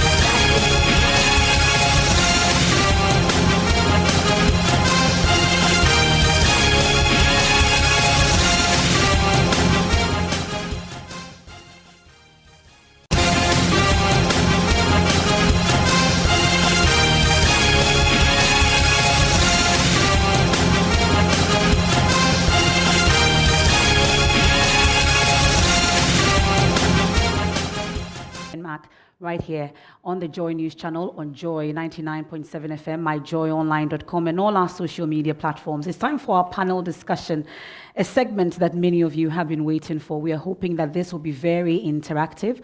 My guests are seated, at least thankfully. I have two former GJA award winners with us, and of course, I'm sure that they will be representing the interests of journalists. Today, we've heard a lot of talk about citizens are suffering, security people are also suffering, why the special attention on journalists is the key thing that many people have said, at least with the hashtag DefendMediaGH going on. So Samson, at least you have represented most of the journalists that have been attacked over the period, at least in terms of giving them legal advice, amongst others. Really, is it the case that journalists are not free? What really is the attention or the noise about defending media freedom? It's very good noise, and I'd like to begin on this note. Professor Henrietta Mensah-Bonsu, now Justice of the Supreme Court, writing in The Law and the Media in Ghana, 2000, edited by Professor Kwame Karkari and Kofi Komado, made this note, quote, "The need to uphold the freedom of speech and expression is considered fundamental to democratic governance and the operation of a democratic society. Such protection ensures the nurturing and growth of a market in ideas which guarantees the free flow of information from the governors to the governed and vice versa." I'll read the next statement and make a point to you by telling a story on the basis of the representation I have had to do for journalists, particularly those who have been assaulted, who have been maimed, and that is from Europe's Council of the Council of Europe's Commissioner for Human Rights. He said this in October 2011. It's something I have marked, and when I'm advocating before judges in the courts in seeking protection for journalists and the media, I never forget to remind the judges about this. Quote, "Too many nations around the world know that, like democracy, freedom of the media and freedom of speech do not come naturally and cannot be taken for granted." That's why we are here today. They don't come naturally, and they must not be taken for granted. They must be constantly justified. That's what we are here to do this evening. Constantly justified, constantly reaffirmed, and constantly strengthened. Three things. Now, if we went back to Emmanuel Ante, I heard some comments about him. Yes. I believe that what I'm trying to do may set a certain tone for your best of experts here to be able to ground some of the things we talk about. Emmanuel Ante in 2012 was simply doing a reporting job of a journalist after the elections. He was harmed by MPP supporters because they were angry that they had lost elections. Right after it happened, there was an entourage that came to multimedia to plead, and they openly spoke on the television, assuring that they would do everything to assist the young man. Because of that, no legal processes were taken because the media organization was understanding. As we speak today, they have not honored any of that promise. Emmanuel Ante has been struggling. After a point, he couldn't work anymore. He had to leave. Just recently, I had to write to remind those people, Elizabeth Ohene, Nana Komea, and someone else at the presidency, that you made a promise to this young man. And I wrote also to the party's office. Okay. You made a promise to this young man. Now, he's down. He can't work to take care of himself. He has a family. It's been about 4 months or so. They've not dignified it with a reply. No response. Yes. Okay. You talk about Lateef Idrisu in March of 2018. Yeah. What was he doing? Kokoido has been arrested for treason charge for some comments. He goes to the police headquarters, a place where he felt very safe. The police officers, there's a crowd, and they are trying to get the crowd away. He simply asked the question, what's the name of this vehicle which you are using to protect the facilities and installation and to avoid chaos? That's all. One officer gets angry. They beat him to pulp. Lateef, as we speak, has done a number of surgeries. In the face of medical reports from Kolebu, specialists in Kolebu and America, the police insist that there was no CCTV footage coverage on that day in that sensitive place. Okay. So this is an attempt to prevent even the prosecution from getting to easily prove the case. They say that there was no CCTV coverage on that day, so they have nothing to show because they insist that their men were not the ones who harmed him. And we are still in court on that matter. Who harmed him and for what purpose? Now, the media commission attempted a settlement. Okay. Initially, it was working. Then suddenly they just backed out. The police? Yes. Okay. They were not interested.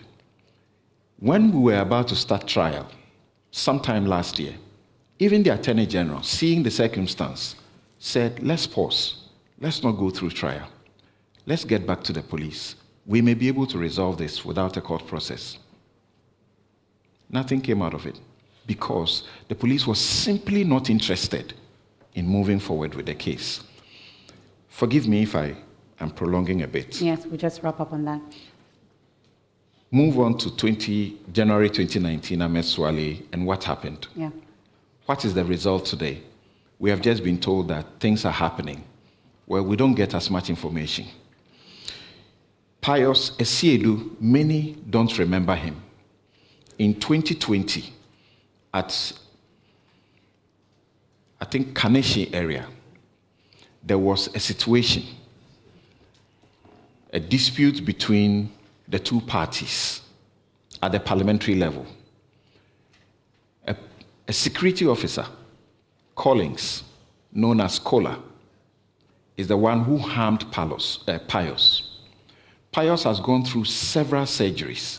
He's still not well. Okay. As we speak this moment, he needs in excess of $65,000 to be able to have the semblance of life. He doesn't. Ask me, where has the prosecution of that officer gone to? That officer was traced to work with national security from the presidency.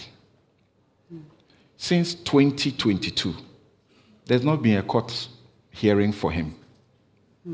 Let's bring in Manasseh. So how do I gain that trust that something is going on? Maybe I'll end on this one.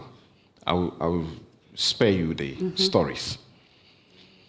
July 2021, Erastus Asaridonko is threatened by a known person, Kennedy Japan. Yes. And he says, let's beat the hell out of him. If I were the president, I will ensure he's beaten mercilessly. Multimedia files a petition to the police in Ashanti region. They give some excuses and say it should be dealt with at the national. I led Erastus to the police headquarters. We formally filed a complaint. Just last year, the Information Ministry organized a meeting where the police chiefs were there to give us updates. And I believe it is what Dr. Dampari referred to as a system where they are able to trace. when they were going through the cases reported to them on the assault of journalists, were told that Erastus's case was not reported to the police. No. If you Google now, you see the reports, you see the petition itself in July of 2021. So my point is, how do I gain the confidence that something is being done when the wrong happens? And you know, when wrong is not punished, that's where you get impunity. Well, these are cases, at least, I can relate to a number of the people that you've mentioned because I work closely with them. They are my colleagues. And thankfully, Manasseh Azuria-Winnie is also joining us via Zoom. And Media Foundation for West Africa, particularly, I'm excited that they are here because they've done a number of reports in that regard.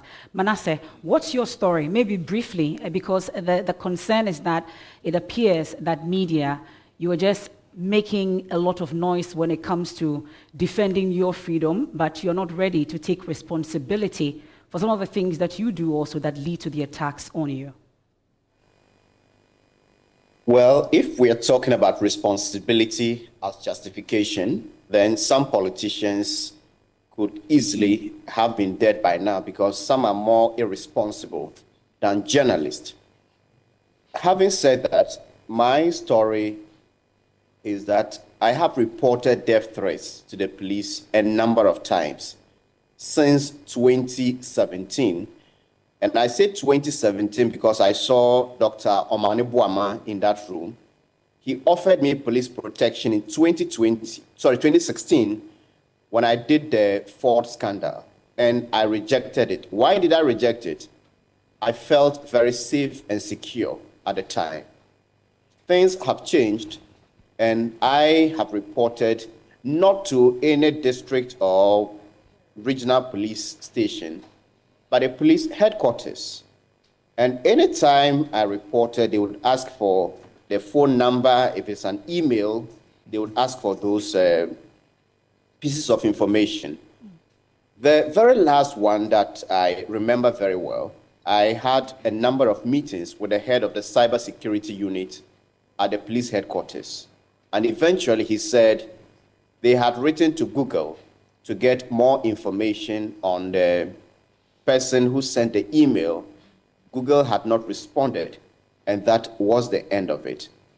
And if you ask about my story, it is that these attacks, threats happen, and then nothing is done about it.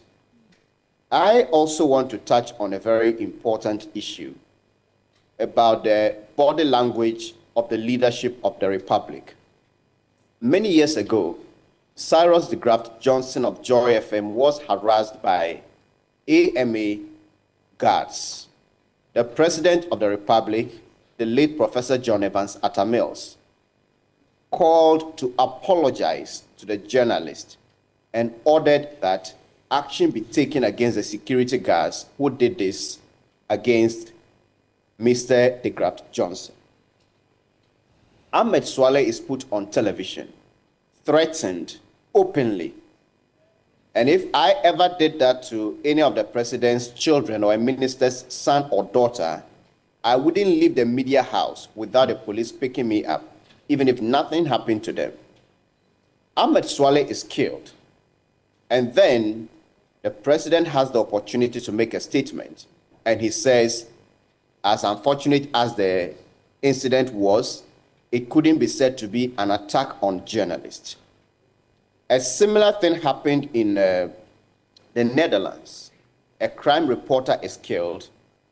And that country, the European Union, they all unanimously said this is an attack against our democracy, our values, and against every person in this country.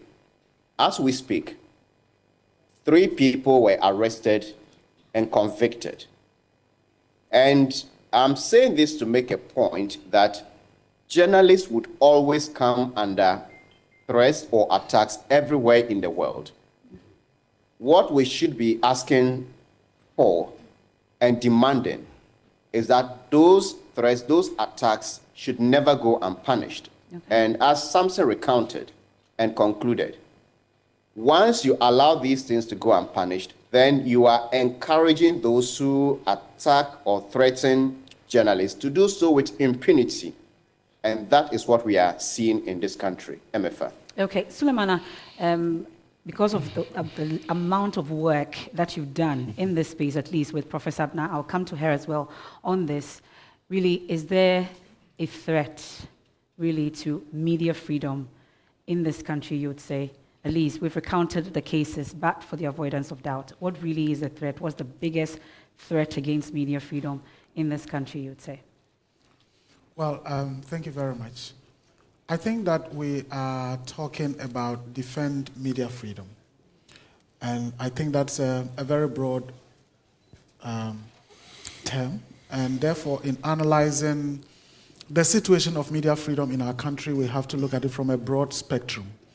I think Samson and Manasseh have done a very diligent job on one aspect, which is the safety of journalists. And in fact, also, on the other aspect, that requires that when crimes are committed against journalists, those crimes are dealt with robustly and swiftly, which is something that is lacking. As a result of which, what we have appears to be an impunity over crimes committed against journalists. And of course, that can be one of the most threatening situations that we can find ourselves in as a country, when people believe that journalists can be beaten, journalists can be attacked, and nothing would happen. So that's something that we really have to deal with. But because Samson and Manasseh have already talked a lot about the safety of journalists situation, which is really deteriorating and in a state that is not admirable, I wouldn't want to focus on that, but shift to the other elements in terms of media freedom. Because media freedom is also about the political environment. Do we have a political ecosystem that tolerates press freedom, or one that is antagonistic against press freedom? Manasseh talked about the posturing of the leadership of our country, where President Akufo-Addo, for example, talks about the fact that Ahmed Swale's incident shouldn't be taken to be an incident of press freedom attack. It is the same president who then created a narrative that journalists see themselves as being above criticism. And so you then would hear, especially partisan people, when something is done, you want to talk about it, so for you journalists, you don't want to be criticized. But is that not the case?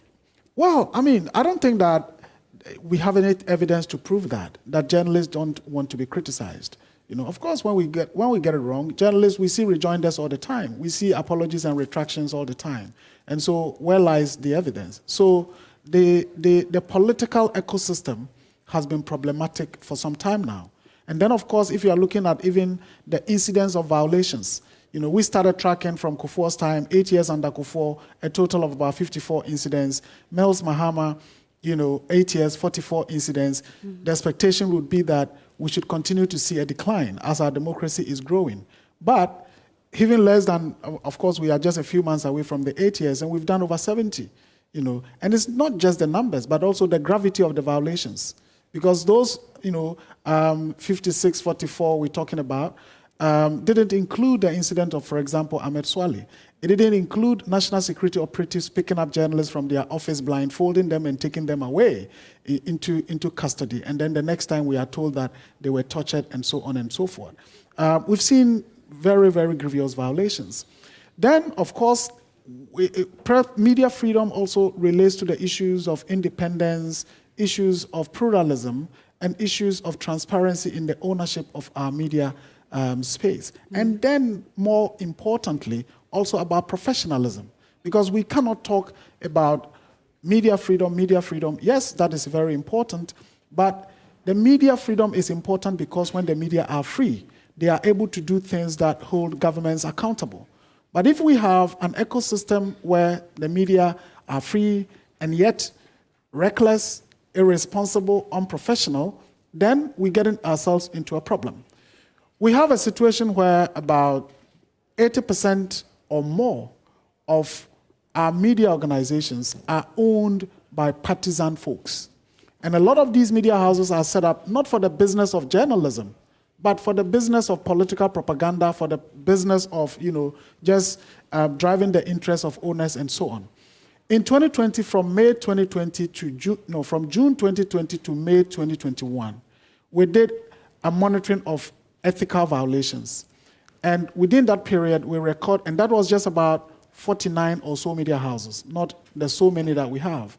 And during that period, we recorded about 2,710 incidents of ethical violations. Close to 60% of those violations occurred on media houses that were outrightly partisan. We can mention names, Oman FM, Power FM, and so on and so forth. So the question of ownership is a big deal if we are talking about defending media freedom. It's something that as a nation we have to look at. Okay. Then finally, the professional questions.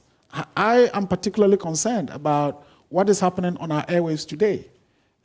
Not too long ago, we came together, GJA, Prempa, Giba, Media Foundation, the new Media Publishers Association, to raise the flag, a red flag, on the incidence of recklessness that is happening, to the extent that sometimes it becomes very difficult to defend certain people in the media who call themselves journalists when something happens.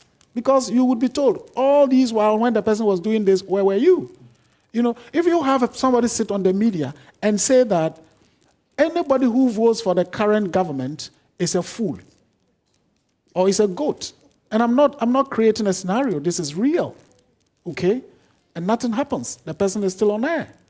The person says, our armed forces, the generals are weak and they are this elsewhere. What is happening here, there should be a coup d'etat. It's a beast. And what is happening, there should have been a coup d'etat. And then we say, we want to defend this because we must defend media freedom. And that's the point I'm sure Mr. Sapon can't wait to come in. But we'll bring him in on that shortly. But I would like to bring in Prof. Abna on this because of the work that you did. At least Suleimana has mentioned the issue about safety, at least how broad this is. We talked about the safety, the professional, and of course the physical attacks also that Samson talked about. But will the media indeed be free when indeed our pockets are not free? Is also another part, at least reading portions of that report also, the issue about how much the media is paid also comes up, because if you're not really paying them well, then of course, if the bigger people pay them the bigger amount, what do you expect them to do is also the key issue. And then maybe the ownership, Cecil, will come in on that. Amafa, you raise an important point, and I'm sure you refer to the State of the Ghanaian Media report that our department collaborated with the Media Foundation to launch last year. So there's a chapter in it that addresses media financial viability. And the evidence we reported was that for the most part, our media is not viable. If we're lucky, they're breaking even. If we're lucky, they're breaking even. But most of them are not viable. And there's a charade going on where there's no investment in media until it is getting close to election time. Then the politicians who own media become interested because that's the machinery they use for their propaganda. So they become interested. Off electoral season, no interest. Remuneration is bad.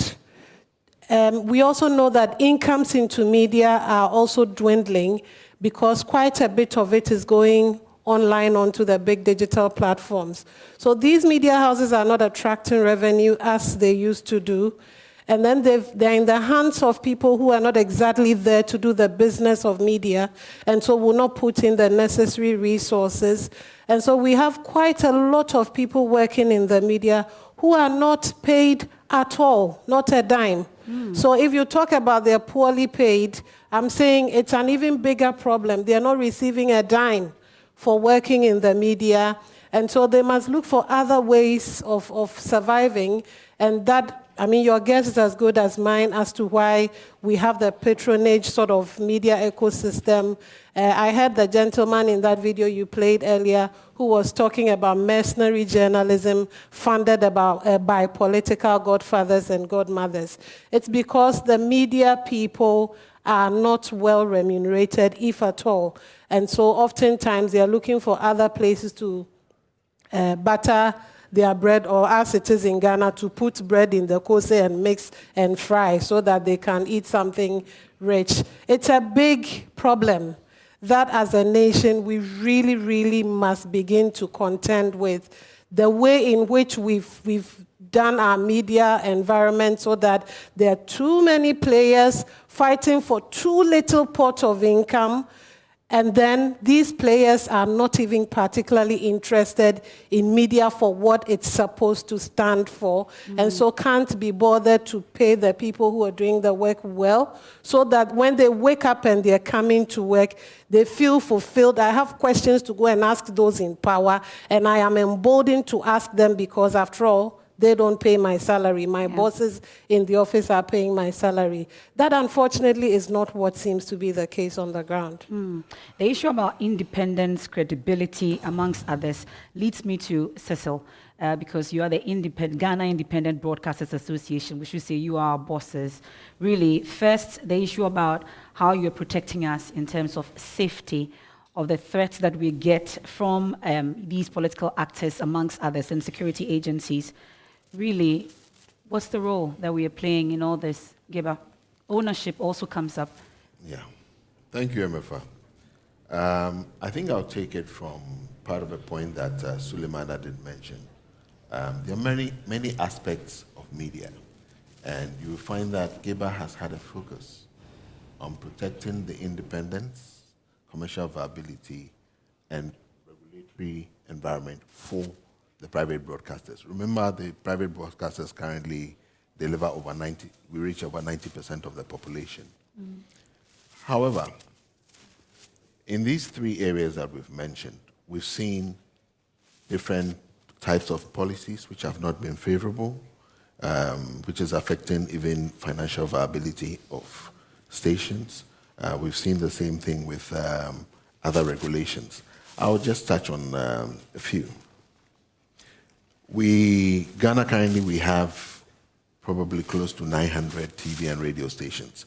I don't know, with a population of 34 million. That's the beginning of where our problem is. How did we get here? So now you've created a situation where there's the size of a pie, where now you've infused so many authorizations. One question that was asked, and we're told that, well, the Constitution allows anybody to apply and get a station, but we want to see, how did regulation get us here? Radio stations used to broadcast at 100 kilometers. We saw this reduced to 45, and we parked more stations within a certain radius. What were we creating? Basically, there's limited advertising revenue, there's only so much. So if you pack it up, what do we create? So it comes to the situation of remuneration of journalists, etc. So even the media houses that hosts all the journalists, we've created an environment where they are challenged. So another dimension is the use of technological upgrades. 2016, we're supposed to have done digital migration. We're sitting in 2024. I cannot say we have a firm policy, and we really have not migrated. Why? Geba has been to court once.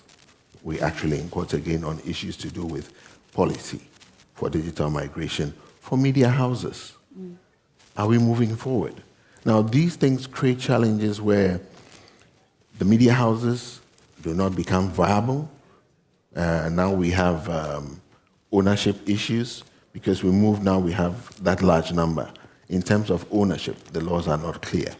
We thought we could use a new bill to resolve this problem. It's taken quite a long time. It has appeared. We're having a review of it, because we must have a review. We are the main stakeholders. It is our bill. We're having a review, and we'll get back. But it's taking way too long. Where are we with that? We will be getting back to the ministry at least by tomorrow on that. So we'll have our comments, which are key. But you find that the kind of support that we needed in a lot of the times, and I'll tell you one thing, as we speak now, through some of the financial requests and demands being made There are some stations which actually are shut down as I speak. It's been more than a year, and that is also in court. So really, it's not just the tangible fact of seeing journalists being attacked, which of course we support as a coalition that we shouldn't see. But there are methods that actually also crumble the freedom of the media. And this is done through policy, through financial charges. How could you invoice a station to look at paying $10,000 a month? And then they say Giba is fighting and we get lambasted at Parliament. But where are we heading? So all these things, are we really looking at this? Another way of stifling freedom of the media, not necessarily through physical attacks, but these are institutional attacks. And we have a lot of focus on that. It's not the sexy part of media monitoring, but that is what we do. Okay. At the last count, though, off the top of your head, are you able to tell, in terms of ownership, the number of politicians that own, out of this 900 media houses you talk about, are you able to tell? You see, when you look at the forms that I also filled, etc., it is not clear the way it is done. So we have people behind stations, but when you go to stations, it doesn't show a political face. If you go to the Registrar General, there's no politician's name on a station. But some have their tilt, where they tilt towards. Okay. Mr. Sapong, so we come to the National Media Commission. Today is not for us to criticize the commission as much as has been done over the period, but really dealing with the complaints, the safety issues that comes before the commission, for instance. Where are we? Thank you very much, Mefa. First of all, let me point out that it is not wrong or bad at all to criticize the commission or any public institution. It's important that, as a philosophy, everybody in public service understands that you exist to serve the public, not the other way around. And therefore, public commentary on your work should be seen as feedback for what you do. So for us, it's not a bad thing at all when people express comments. The other thing that we tell ourselves, that some of the commentary that comes, the truth is that if we were in the shoes or on the other side of those who make the comment, we would be saying the same things they say. So for that, it's not a problem at all for us. Because we don't have too much time, let me just quickly take advantage of this to quickly address some of the issues that had come up, and then I'll come to that. Regarding safety, particularly for these elections, we are deploying an app and a software that is going to track safety issues. Okay. And the way it is working is that this is time and GPS stamped, so it's access to police stations, to hospitals, to the media. If there is any incident that happens, it immediately alerts the nearest police station, and the police are able to activate their responses immediately. It is also linked to local hospitals, and therefore, wherever the incident happened, you are able to quickly track to the nearest hospital.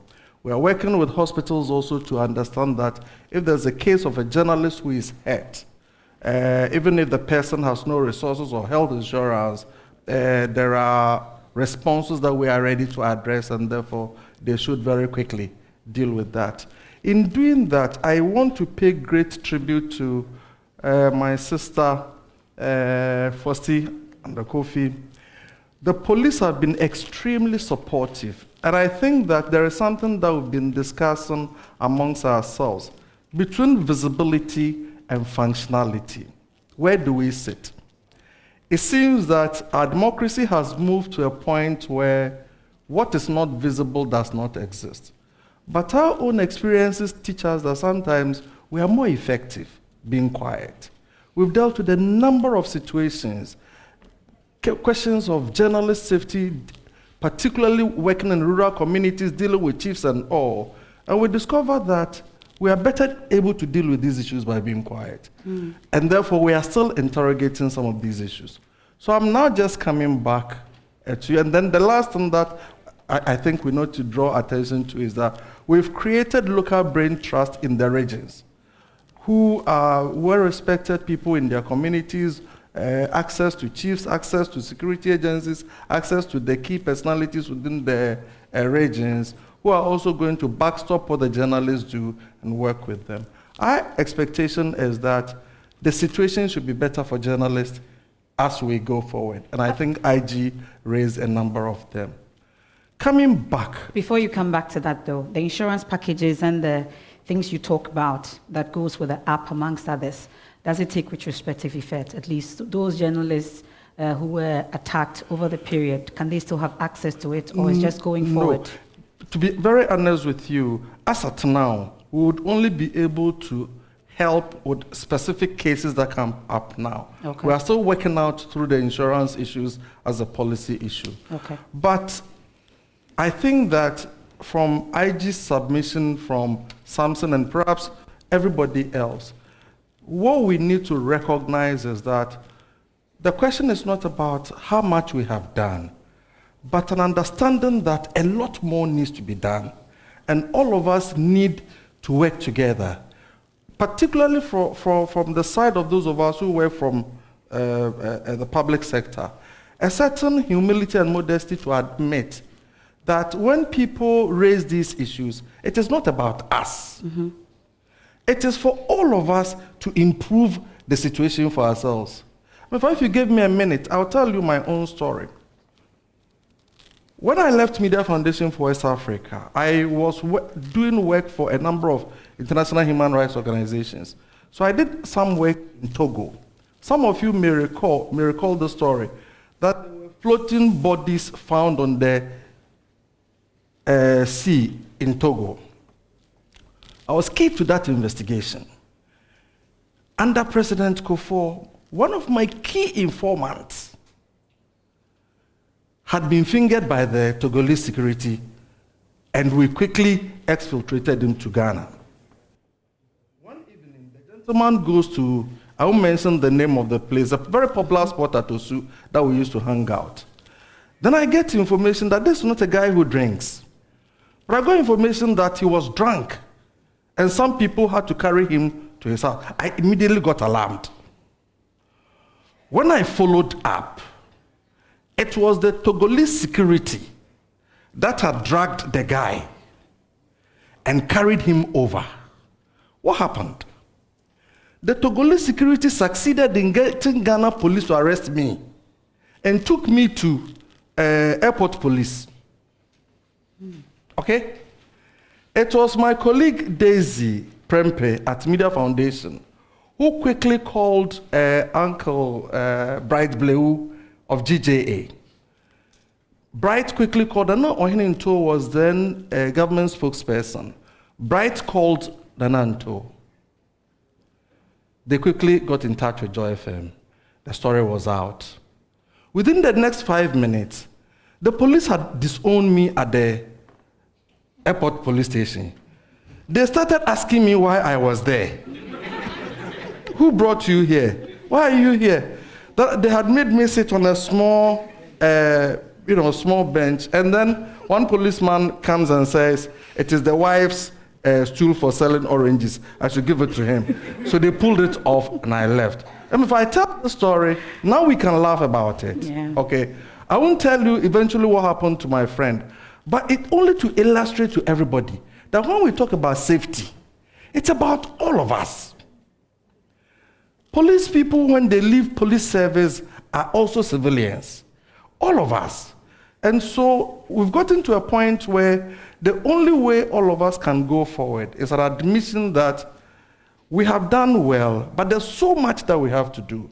And the path forward is for all of us to regroup, work together, and address the issues. Okay. Thank you. The issue also is about, the key one that Suleimana, you mentioned, is the issue about professionalism. Also, at least going forward into this particular election. And the issue about public trust is what I would want to also introduce in this, because we have industry players here that I would want to go to them also for their comments on this. But DJ Journalist of the Year for the year 2019, what would you say about the issue of professionalism, which is also waning public trust in us as the media, whilst you defend your freedom? If I've had the occasion, and people were surprised and shocked at me, when certain journalists were arrested by the police, and I said, leave those frauds, let the law deal with them, because they were engaged in work that was not journalism. They were engaged in fraudulent activities and they got arrested. Now, I said that, and people say, but you are the guy in court defending most of these journalists. Why are you making this comment? It's not healthy. Mm-hmm. I recognize that there's a lot of irresponsible journalism going on. And you know how it works? The few may spoil the good name of the many, just as you have in the police. Yeah. Dr. Dampari just spoke about plans. Very fantastic, good plans. If they are implemented, that would be the first time we are getting such comfort and protection from the police. Now, when it's elections and we are doing projection of elections, and you know at multimedia, there are many times we don't have to sleep in our homes because we have to be moved to other places for safety. And there has to be good security in our homes to protect our families. It shouldn't be that. It shouldn't. And it is the unprofessionalism that attracts that kind of things. Whatever the situation is, there cannot be justification for extrajudicial means in dealing with such circumstances. And that, for me, is the most important point. As I mentioned earlier, these rights need to be constantly justified, they need to be constantly reaffirmed, and they need to be constantly strengthened. This platform is very important for such to be done. Now, my very good friend, George Sapple, they are doing their best at the NMC. If I look into my files today, I can pick up issues that came up that are about a decade old that they were supposed to deal with, they didn't deal with, and they are still pending. Yeah. I can pick issues like that in my NMC files for journalists. My point is that if we are not swift in resolving and dealing with the issues, we don't help. But guess what? If an issue, all the matters that have been dealt with expeditiously at the NMC, some of them we have been called over weekends to come and attend to them. Do you know who they are about? They're about politicians. Politicians. So there's something wrong with the system that has to be dealt with. And we must say it. Beyond that, we must take the necessary steps to deal with them. She mentions the issue of pay. We know the media landscape, the pay is poor. Why? Well, Giba should answer that properly. Why is the pay poor? But you see, he mentioned something. And when I was leading the case over the 45 radius reduction, it was a clear situation, but it was difficult to even get the Giba members together. Initially, they were supposed to coalesce. There were about 11 radio stations that were operating the 100 radios.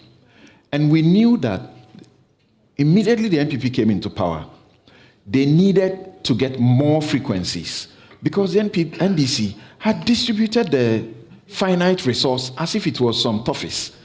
There were people who cannot qualify under any circumstance to get a radio license. They got it. So when the NPP2 came, they didn't have enough. They needed to get more for their people. So how do you go about it? Let's clamp down these people who are 100. Let's reduce them to 45. Look, I stood in courtrooms making arguments, and judges can't understand you. and you try to mobilize public support for it, and the public can't seem to be bothered. But these are some of the things that chip in. And the pay issue is related to that. Yeah. Okay? Look, to be frank with you, if it has to be what I will earn as pay from the media, I may not be doing it still. Really? I don't know the last time I checked the accounts through which they pay me as a media person. Oh. Yes. Okay. I'm heard. So that's the problem. It is true. You know, let's face the facts. So you can't call me and say you need me to do XYZ for such X amount of money. The reason it is even easier for me to reject it is because I can earn that amount of money on my own. So we need to do something about that. Well, Cecil, I'll come to you, but let me bring in Manasseh briefly. The last round on this, and then we can engage the public as well on this. Manasseh, so the issue about pay has come up. I don't know what your story is, but the issue of professionalism is also key, and the fact that as media, we are also not united when it comes to defending our freedom that we talk about. I would want you to box all these together briefly, and then we can wrap up on that. You would have to unmute, Manasseh.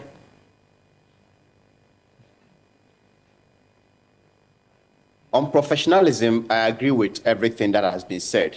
And I think that an irresponsible expression of media freedom in itself is an attack against media freedom.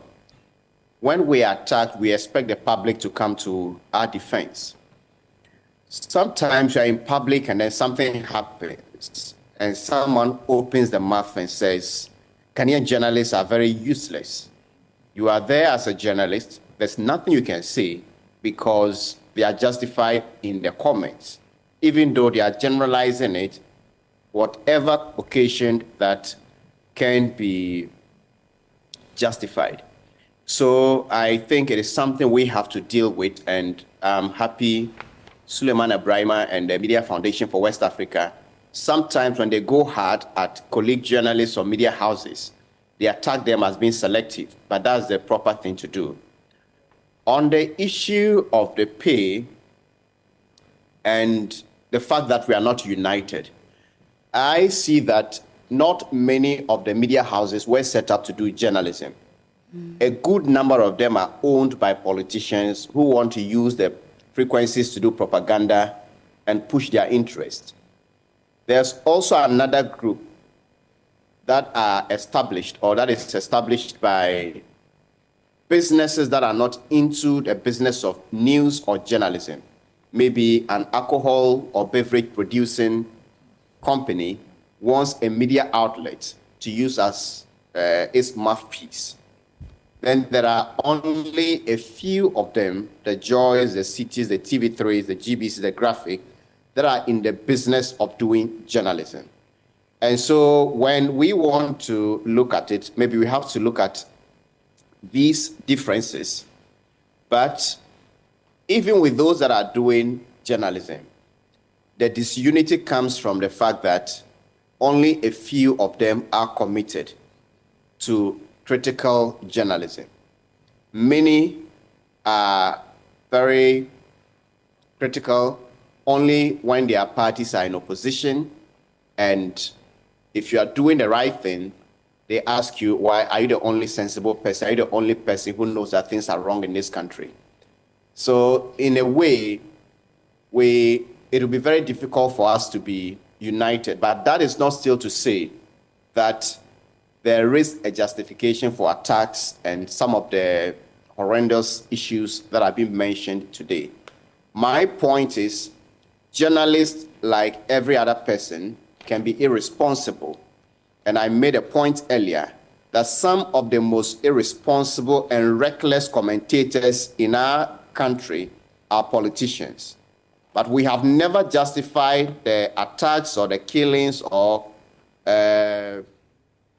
any harm done to politicians on the account of being irresponsible.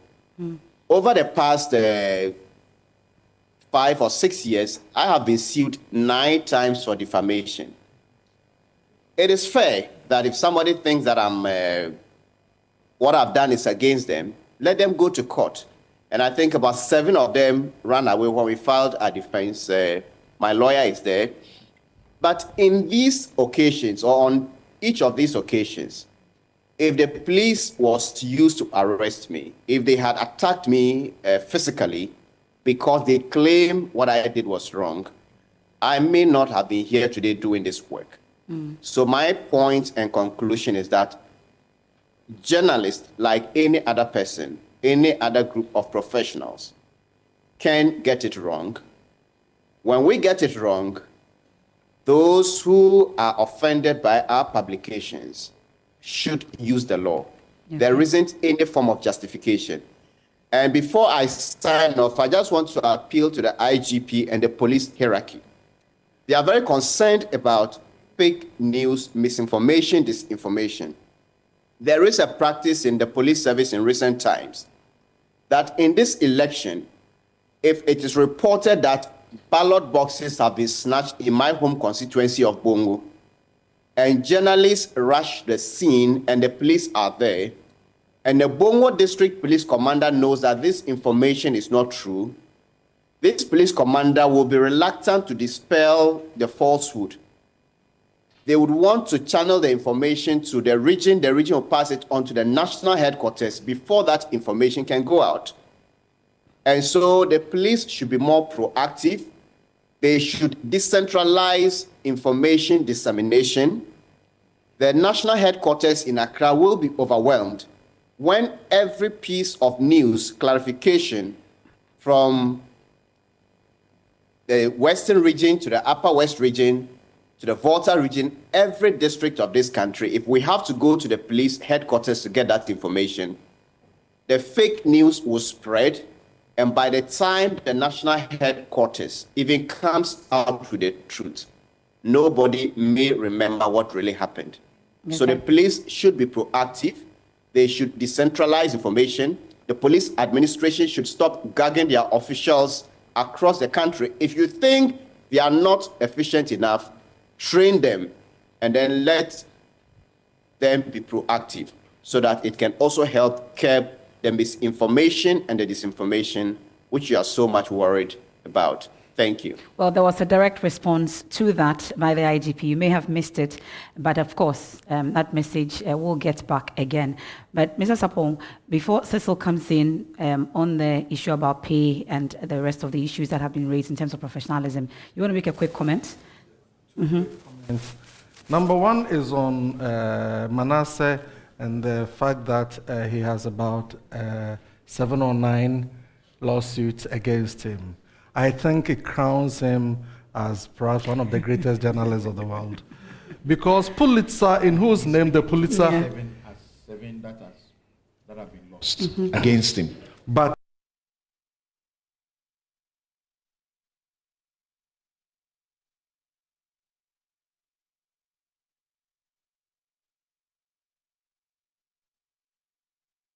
wanted to make about Samson was that, Samson, it is true that there were moments when we called all of you during the weekend to hear cases, and it is true that they were about politicians, but the bigger truth is that we had to do this during election period, and this is why. The complaint settlement law requires that when a complaint is filed, the person against whom the complaint is filed has 14 days to respond. 7 or 14 days, yes. What happens during elections is that people wait till the last 5 days to release the most egregious attacks. And then they will insist on their right of the return date for 7 days, by which time the election would be over. Yeah. So we instituted this practice of seeking consent from both parties if they would agree to have an expedited hearing. So this is the basis of sometimes when we invite parties to say, can we deal with this before? And invariably, they will tend to be politicians because it is related to the elections. Now, don't allow Samson to comment on that. No, he's free briefly to. Also the issue about professionalism and the public trust as is waning in the media as a result of the professionalism. Suleimana was talking about it. I saw you nodding. Maybe briefly, you can touch on that issue about professionalism as we go into the election on the part of the media. I think I don't need to stress it because all our colleagues have said it so brilliantly. In other forums, I would be the one shouting that, and they would be the ones shouting the freedom. And they have done so well in articulating that truth. So I think I only need to also support the other side, and it's about what they have said, that Manasseh just said. Even assuming that our colleagues turn out not to be professional, the response to bad journalism is not violence. Okay. And that we have said. But again, Sule gave an example that I was adding to. I mean, if you look at the particular case that they had to address, they would recall that we had initiated some proceedings. We have spoken about it earlier. I think all of us, there's a certain convergence emerging, that we understand what journalism is about, we understand what our society needs, and all of us are going to work together to ensure that we protect media freedom whilst we all work together once again to promote professionalism. Okay. Suleiman, I would want you to chew on the issue about a united front in the fight for media freedom, and I'm sure Abna will touch on that as well. While Cecil also deals with the issue about pay, we can't go away without hearing our bosses as to why not paying journalists and personnel well.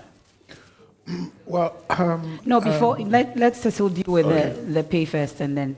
Okay. So with the remuneration issue, I think the focus or the challenge comes from commercial viability. We've created environments that make it difficult for a lot of stations to generate enough revenue. Most of the free-to-air is basically advertising revenue that we know. And recently, some of you may have heard me talk about tax. We've actually been in a series of meetings for most of the year with the GRA and Ministry of Finance. And we believe it's time to actually look at a separate tax regime for media under the circumstances that have been created, specifically. So this is one we've been pushing. And some of the conversations actually came up because even a consumer tax was being converted into a tax that would have been paid again by broadcasters. Mm-hmm. And we've had to push back for that to be on the shelf because it's ambiguous. So taxation is one of the way the broadcasters can get some reliefs. The other thing I would say is that I don't seem to remember if there's any specific fund that supports media to date. There have been requests during COVID, etc., but that has never really happened as far as I remember. I think if, as a country, we really want to support media, we need to look at, if we don't have the money to give them, we should give them the reliefs. Mm. Then that's why maybe I asked for a separate tax regime for media. Then it flows into a lot of areas, including training, professional behavior, because in some of the structures, you even need to have a properly structured, you need editors, etc. There are some stations that are made of 2-3 people. So there's no editor to put things right and leads to professionalism, etc. So we need to have that conversation. We have bloated the media, so we need to make sure that it survives. Okay. Well, I see Alma here, and at a point when we became so united was when Dr. Kenashibe led the fight against Galamsey. I don't know what happened to the rest of the media houses. At least we are still on it. So these are comments I would want to hear from at least Alma in the fight for women, and then also Dr. Kenashibe on this. But Suleimana, I'll come to you now on the issue about the united front in this fight. Is it every media that needs this particular freedom? Well, I think, of course, once it's a media platform, whether it's online, offline, television, radio, newspaper, I think that the freedom must be guaranteed. The constitutional provision makes it clear. It's not about particular media house or that. So, this or that. So, as for freedom, I think it must be universal. Coming together, the united front. I think one of the challenges relates to still the question of ownership. Because it is the same MPP, NDC folks who are owning the media organizations. So basically, it's almost like saying that MPP, NDC must unite to fight for a common cause, you know. And so, why the difficulties with coming together is not far-fetched. I mean, those are the reasons. But I think that's, for me, not a bigger question, really. What's important are maybe the issues that have already been discussed, plus the question about pay. Yeah. And first of all, let me say that it costs a lot of money to do good journalism. Yeah. You know, and we must be aware about that. And so, if somebody sets up a media organization and they want them to do good journalism, employ people, it costs quite a lot of money. And in fact, if you do good journalism, it comes with extra costs. Yeah. I mean, we started a Fourth Estate not too long ago, very small outlet to contribute to journalism. But we've been harassing something every day with, today we've received this, so the next day is about this. So far, maybe not less than 4 or 5 cases, and it costs some, money to be able to go through that. And so the issue about pay, for me, I always tell people that you have to be honest with yourself. The owners can only pay you what they have. If you set up a media house and the media house is not making money, how do you pay people? But the reality is that the people who set up many of these media organizations are not in there for business. They contemplate that they will have money as politicians to be able to pay the people. So if you take, let's say, the Boku area, up until, 2000, 2001, it was just Eura Radio in Bolgatanga serving the entire area. Today, there is Wimpang FM in Pusiga. There is Quality FM in Garu. Boku alone has about 5. 4 of them shut down by the NCA recently as a result of the insecurity issues. Source FM, Guma FM, Boku FM, Zara FM, all in Boku. Just neighboring Boku is Binduri. Then you have Max FM there and Max Television there. Then you move just down, you come to Zebila, and there's Darkstek FM and there's Zeps FM. These are areas that used to be, used to be just 2 districts. And I'm counting almost about 10 radio stations in that enclave.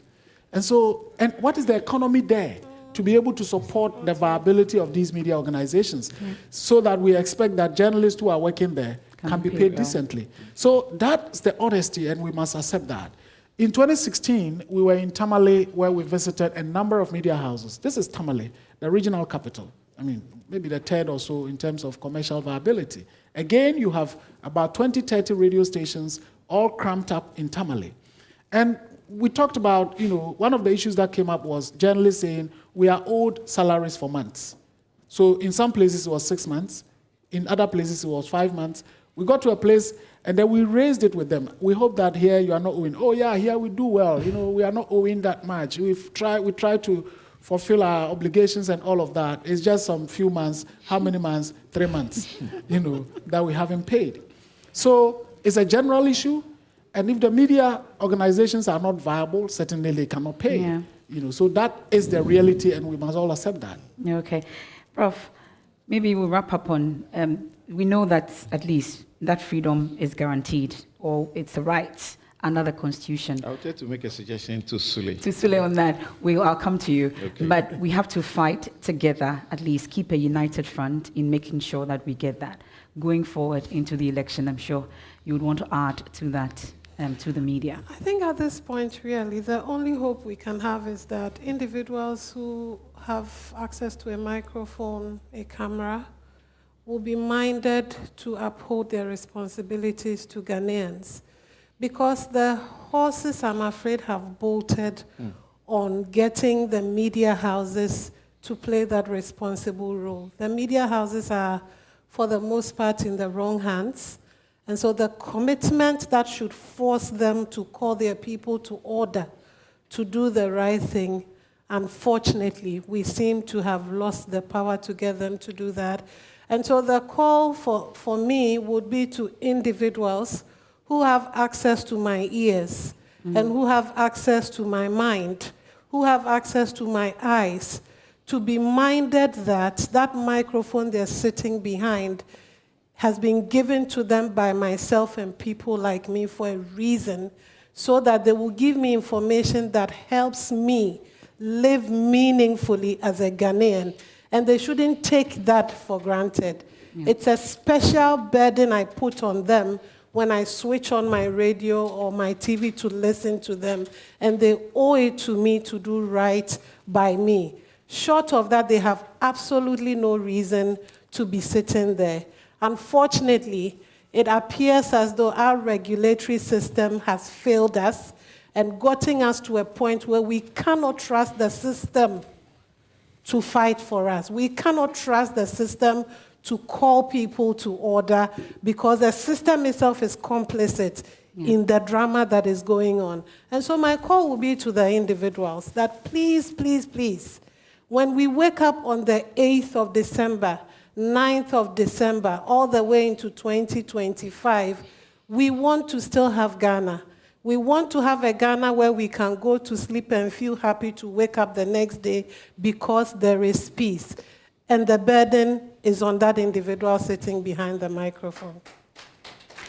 Well, I see my convener for Alma in the crowd. So I would want to take a quick comment from her as well, and then I'll come to Dr. Kenneth Ashibe. But whilst the microphone gets to her, you want to do that quick, or give us a quick comment. I don't know if it should rather be a questioning, particularly not to Sule, but to all of us. The Media Foundation, the National Media Commission, the Media Foundation for West Africa, and GIBA. So the Pius Asiedu situation I referred to, where he was shot, the criminal case has completely stalled, perhaps been forgotten. He had the opportunity, if he had money perhaps, he would have taken a civil case in tort against the individual and perhaps the institution that the individual came from. The law says your standard period is 3 years. If you wait for 3 years to elapse, you can't take a suit. That's the situation he finds himself here. He's unable to take a suit personally, privately. But the state's suit in criminal, prosecution has failed. There are a number of occasions where there are issues with multimedia journalists, and the police take on the criminal aspect. Then multimedia does very well about that. They fund a civil suit, and I can count a number of them. The criminal case gets lost in the process, but the civil case, we win it, except that the compensation is very small. There are media journalists who need the protection but can't afford it. Most of the cases I do, for example, they are for free. Can't we have a media defense fund? Can't the institutions that are responsible and that are trusted with integrity lead such a process so that well-meaning Ghanaians may contribute into that fund, so that if the criminal process is not helping, the civil process can help to bring some deterrence and also help with some compensation for the people who suffer, like Latif, like Emmanuel Ante, like Pius Asiedu? Well, and that's a question that we all have to look at and think about it and see if going forward that's what we need. But there are those who also say that we are hoping that we can eliminate the attack so that we do not need this fund to take care of them. You can minimize, you can't eliminate it. Okay. Well, Messi, let's hear from you briefly, your contribution, then I'll come to Dr. Ashibe and then take other comments and Thank contributions. you very much for putting Alliance for Women in Media Africa on the spot. And we want to first of all congratulate Multimedia and the partners for organizing this, giving us the platform to have this engaging conversation. It's very, very important. What Alma would say is that beyond all these discussions, we want to appeal particularly to the IJP and the regulating authorities that they should, at every cost, ensure that the media is respected, defended, and protected at all times. We also want to appeal to all the media houses that we know that women and children do not go for war. But when there is any disturbance, women and children are the ones who suffer. And for AMA, we'll definitely speak for all journalists, but particularly women and children. Mm-hmm. We do not want to lose any life. Under no circumstance must we lose any life in these elections. Having said that, just like Prof said, we want to appeal for responsible journalism. It's very, very important. Without that, there's nothing to protect, there's no democracy.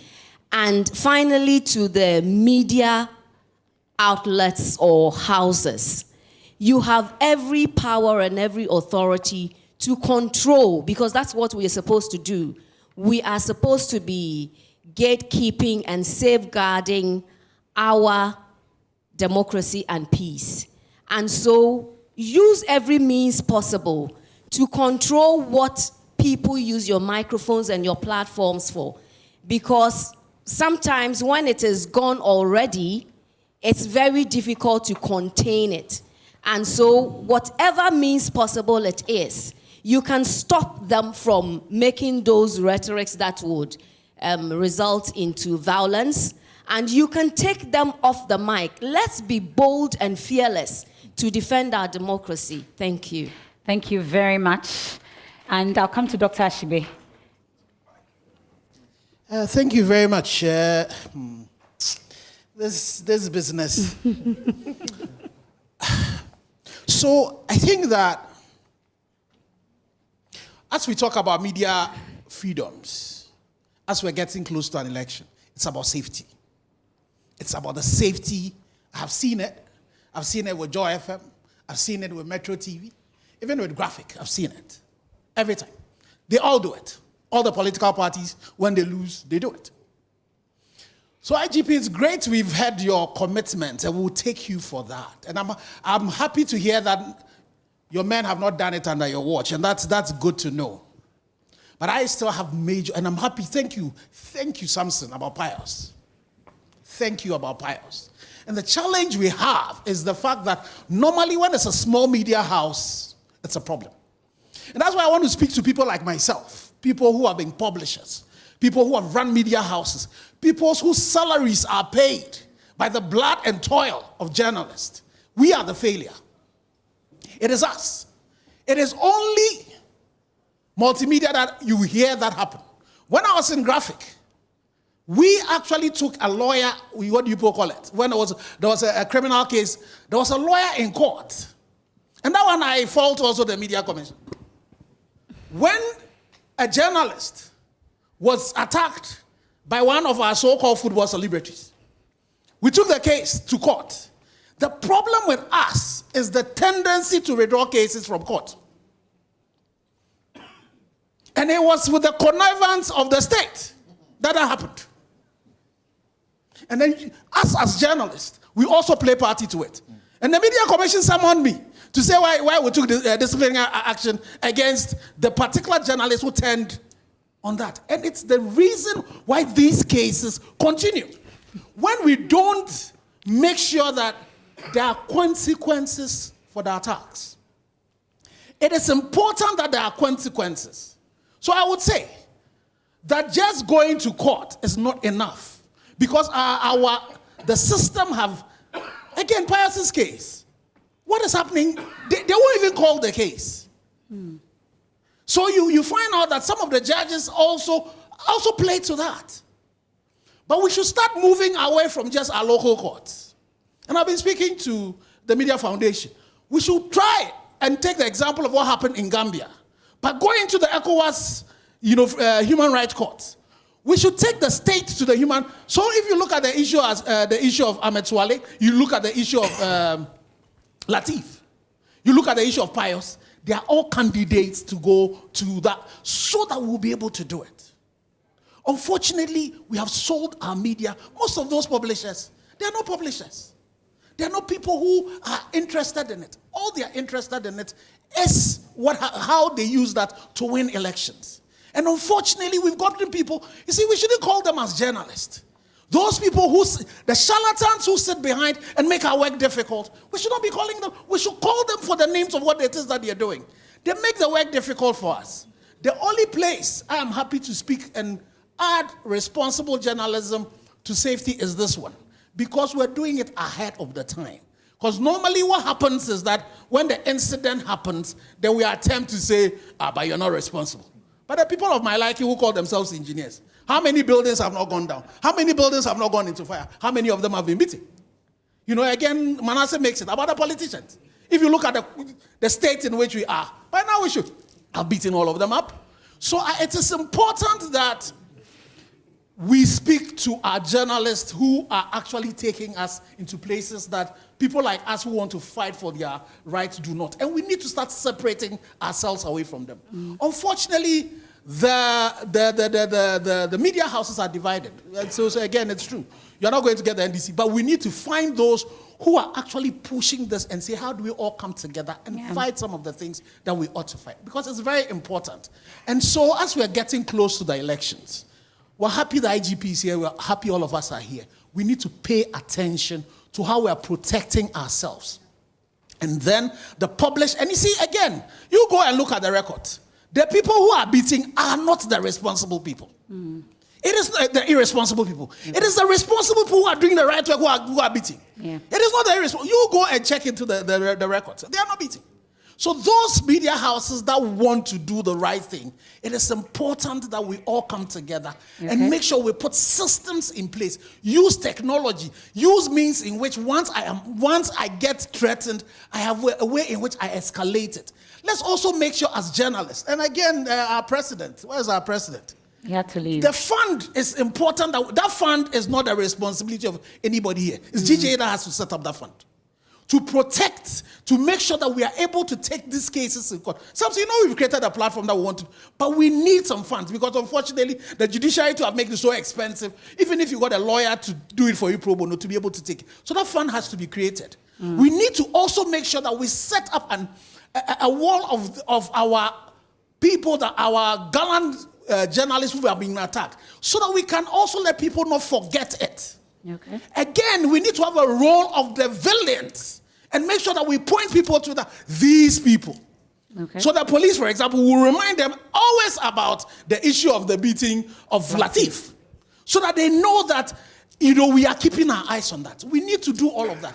But then the publishing houses, those of you who are going to do the proper thing, you also need to be able to come together, because you're not going to get everybody to come together. But some of you have to come together and find ways in which you can do this together. But we definitely need to know that journalism is not a crime. If I do it and you don't like it, use other means to get your recourse, but don't attack me.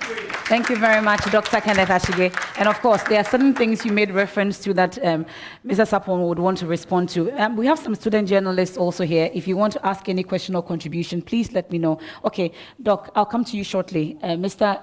Sapon wants to add something to what Ashige said. Thank you very much. The issue that Ken referred to, I need to explain. Ken at the time was managing director. We appoint him as managing director. So our role with Graphic is regulatory and administrative. Our intervention had nothing to do with our regulatory. Okay, this is what had happened very quickly. Ken had gone to Kumasi to support this journalist. He gets to court with the journalist and the lawyer. They've had discussions throughout, and then when the case is called, the judge announces that the matter had been withdrawn. When Ken is not aware, and he gets very upset. So the first thing he does, you dismiss the boy or something. But that's not, so they did that. In public service, we say enthusiasm must be moderated. There are procedures for punishing people for what they do. Even when they are wrong. Exactly. Okay. And the idea was that even though this journalist had misbehaved and all of us were hurt, that kind of misbehavior did not constitute the kind of administrative error that they were subjecting him to. Okay. So we advised Ken. So it is not that we interfered with your decision in regard to that issue. Thank you for the clarification. Okay. Dr. Asante. A quick one. I'm just wondering, there's a lot that has been said from different stakeholders. I'm still not hearing the plan of action or the framework for institutionalizing all of this stuff. That's why when I was making my comments, I asked about the coordinated mechanism. What has become of it? When we are not here, any of those stakeholders are not here, how do we ensure that whoever takes over, still implements to protect journalists going into the future? The other issue is that I heard about the broadcasting law. It's so delayed. The public is getting more and more confused as to where is the standards, where do we draw the line? Because some of the things you see on media, it's just not appropriate. So how do we accelerate the process of putting in place a broadcasting law? Thank you. Thank you very much, Dr. Asante. Do we have any other contribution or question, maybe briefly? Okay, Mr. Jantwa, so that I can go to the students as well. Nobi, I'll come to you. I've sat here and I'm thinking to myself, is the media acting like political parties? Because the MPP won't say anything good about what the NDC has done, and vice versa. What is the challenge that collectively the media can't work together? For instance, this platform you're sitting on is a powerful platform. Why aren't other media houses part of this? Even if you say the 5 leading media houses in Accra, they should be part of this. Or is it because we want to take the praise for ourselves and say to ourselves, we have done it first? It won't work that way. Because you see, one thing about politicians, when it comes to elections, they become servants. Once they win elections, they become masters. And if the people who run to the media houses for refuge are quarreling amongst themselves, are being sensational amongst themselves, what do the people have? Okay. It's only, the people only have the media on their side, but do not have the politicians on their side. And I'll end by saying, unfortunately, the democracy we have in this country, in this Fourth Republic, has been a democracy of elections and a democracy of procurement. It is not a democracy where we want to develop ourselves. And unfortunately, the media feeds into that. And something should be done to correct it. Okay, thank you very much. Okay, so the gentleman there, maybe you have to give me your name and where you're coming from. Please, if you could stand so my camera can capture you. No, it's this one. No, him first. Yes. All right, my name is Emmanuel. Please, if you could stand so my camera can capture. My name is Emmanuel, so I am a policy analyst and I am the national president for GRASAG. GRASAG is Graduate Student Association of Ghana. My interest, there's been a lot of conversation about what has gone on and what we need to do, but what I have not heard is the way forward and going and where we get to. I think that the conversation around defending media freedom is not an event, and that it doesn't start and end now. It must start and continue, and we must get somewhere. So the end goal of all this dialogue and all this conversation must end in a way forward and a proper blueprint. And I think that's where we must emphasize more, and that's what this dialogue must achieve. And of course, when we leave here and this dialogue doesn't achieve the way forward, then what we must do in a coordinated effort, it won't be a fruitful discussion as we've had it today. Thank you. Okay, thank you very much for your contribution. Okay, I'm sure there are some students there also that will want to pick. Okay, but let's do this quickly. Yeah. Yeah, my name is John Kumi. I work with Blue Crest College. I'm sure this discussion is not only limited to the elections, because there have been instances where reporters have been attacked not during election periods. For example, there was a situation where I think a City FM reporter was covering a story that has got to do with the ambulances. Or yes, I think that, yes. And then exactly. I think that if there is any institution that the police should be very close to, it should be the media, because it is our work as media people to expose crime, and that is what the police is also expected to do.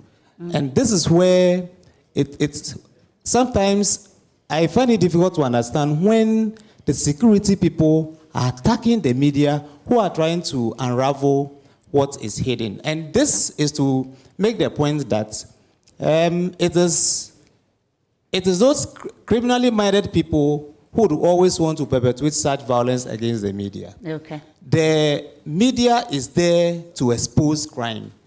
And we know that in this country, it is the work of the media to find out the source of people's money. Yes, it is the work of the media, because if you are buying so many things, you have plenty resources, properties, we need to know the source of your money. It is fair, we know, because we live in a democratic society.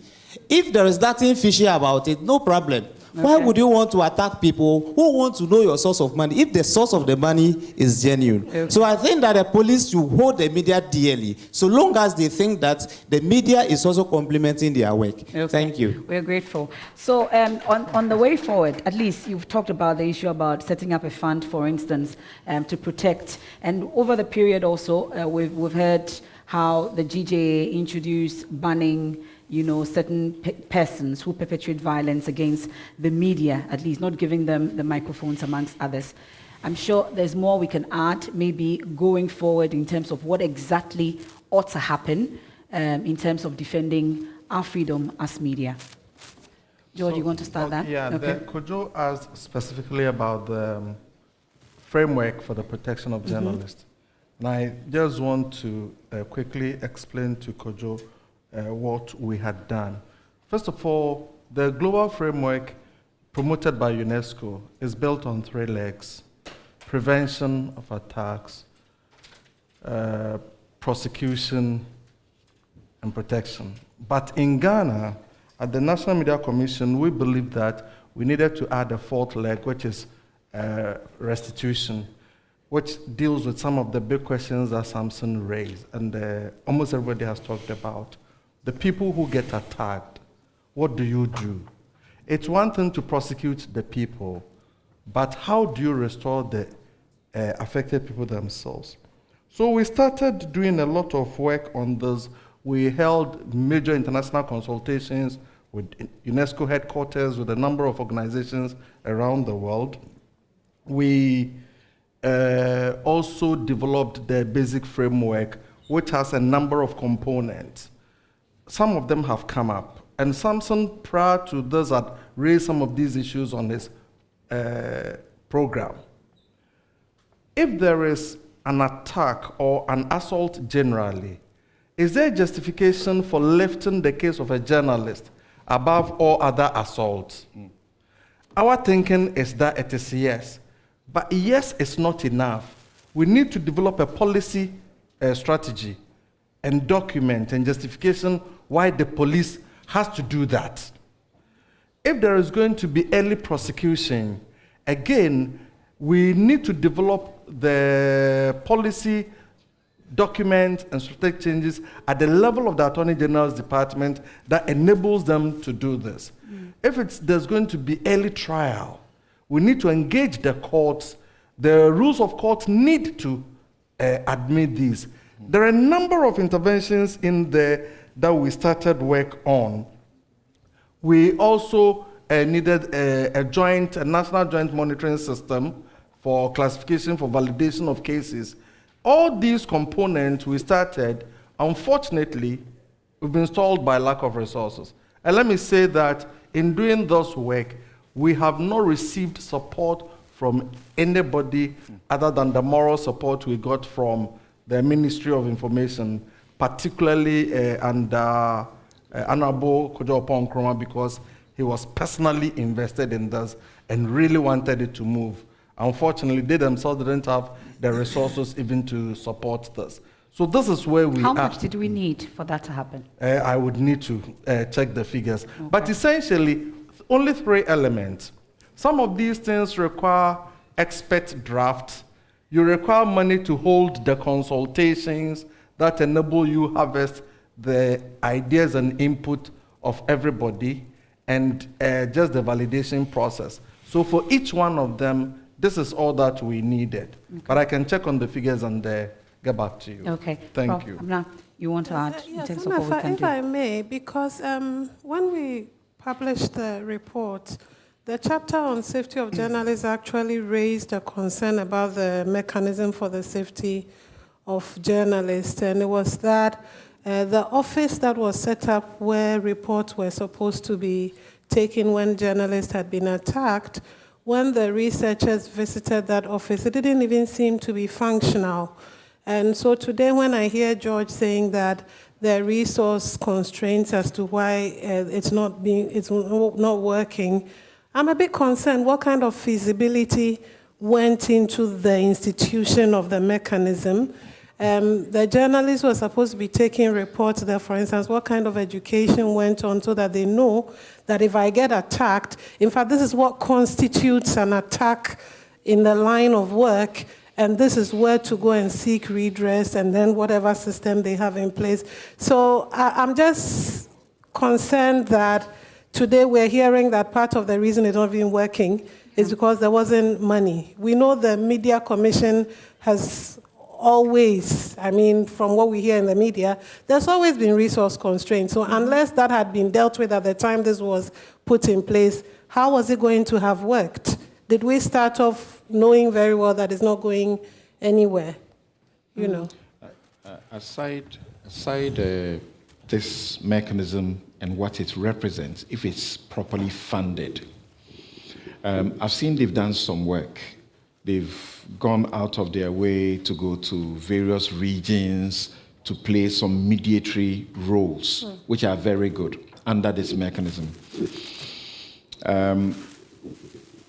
In 2006, when at the Asawase by-election, as a journalist covering for both Joy and the BBC, I blew the whistle about the foreign ballots in 2 pickup trucks.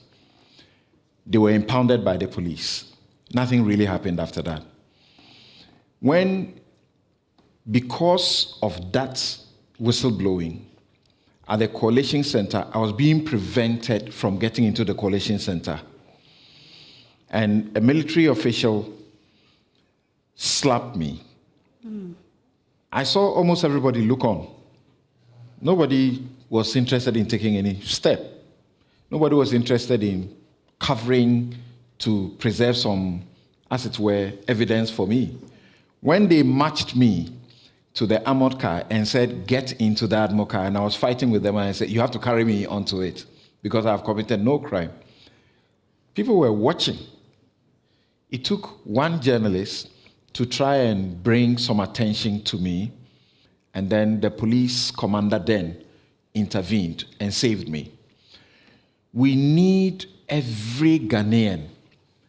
You need your media. When you are in a place where there's something going wrong with a media person, it should be the same attitude for anybody at all, not just the media. Yeah. Try and speak up. If you have the opportunity of capturing the evidence, capture it. When we go for elections and wrong is happening at the polling stations and polling booths to a media person or even not a media person, pick your phone and be part of the evidence gathering to help them. Political leaders who are genuine must be speaking up. They must be denouncing the wrongs that their supporters commit against journalists. The hierarchy of the police leadership, if some officer has done something wrong, you don't wait and say you are waiting for a court pronouncement that the person has done wrong. They have done wrong. You can see it. Speak about it. Denounce them. take them through the process of punishment and punish them. That is how we will get these things down. Okay. Suleimana, you have a plan of action? How we go forward? Well, I think that the comprehensive framework on safety of journalists is something that is very, very fundamental. I think the problem with our country is that we talk too much with no action. I remember when Kojo Oppong-Nkrumah was minister, on every platform he would create the impression that it's something that has already been done, or is, as they say, far advanced, and so on. In fact, we had a multi-country project, Ghana, Liberia, Sierra Leone, and Guinea-Bissau. And one of the things that we were supposed to do was this comprehensive framework on safety of journalists. Because of the narrative that had been created, when we were doing the proposal, what we said was that in the other 3 countries, Liberia, Sierra Leone, Guinea-Bissau, the development will be inspired by Ghana's comprehensive framework on safety of journalists. As I speak to you, we've completed and launched Liberia. We've completed and launched Sierra Leone. On the 10th, we are launching the framework in Guinea-Bissau. Ghana, we are nowhere. So I think we sometimes must be very, very honest with ourselves and take some of the things that are so critical much more serious than doing the politics with it and the PR with it and so on and so forth. I can understand that the NMC doesn't have resources for it, but what I know is that it really doesn't cost much. We will let it cost much if we want, but if we want to get it done, it's not. I mean, the whole studies that was done, School of Communication Studies, Media Foundation, that comprehensive whole study, it didn't cost that much, even though we had to get writers and so on and so forth. And these other countries, it's been done. And we are not doing a legislation. We are not doing a piece of law that will say, we must get this parliament, committee, da-da-da. If we get the fundamentals out there, and next year we realize that we need to tighten a certain place, we can do that. And so what I would encourage my senior brother, George, is that, look, I think we need to really take it forward this time round. On Samson's point about legal defense fund, I think it's one area that we are really looking at. So I believe, Samson, my colleagues may have spoken to you about a regional convening that we are putting together, bringing lawyers from about 12 countries together. And these are lawyers who have a track record of voluntarily defending media and media rights, such as Samson. And I think we need that as a base to be able to take things forward. Following from that, of course, we would look at the issue of setting up or allocating some resources towards legal defense. Okay. Finally, on Pius and Swally and Latif, but I think the Latif one is ongoing in court. True. Yeah, so mainly Pius and Swally, which have stalled. I think what we, as Media Foundation, really need is perhaps to get a lawyer on board. We are willing to commit resources to take it to the ECOWAS court. And we did it in the Gambia, even though Jammeh, after the ruling said he was not going to comply, when Barrow took over, I was in the Gambia. And that was, we met with him to raise it as something that must be complied. And eventually, and surprisingly to me, even though the country was having difficulties with resources, they paid the Chief Mane family $100,000 and then negotiated with Musa Sadikan, who had to leave for the US after suffering torture, and he was awarded $200,000 by the court, and the government was like, look, we are in dire straits, at least you are alive. You are doing your work in the US, and they offered to pay, I think it was $50,000 or so, or $25,000. But the guy was saying, no, I mean, we must do the full. So it's been back and forth. But at least justice has been received. And so it may take a while for them to get justice. But what is important is that I'm sure ultimately, even if the government under which these perpetration or these acts were committed refuses to comply, I'm sure subsequently a different government will do that. Sule, why is SUSA important? I'm referring to Pius, for example. What he needs now is not a suit. He's deteriorating, he's dying. Yeah. He needs 65,000 to do multiple surgeries. He's already gone through too many of them, so his life is in a difficult situation.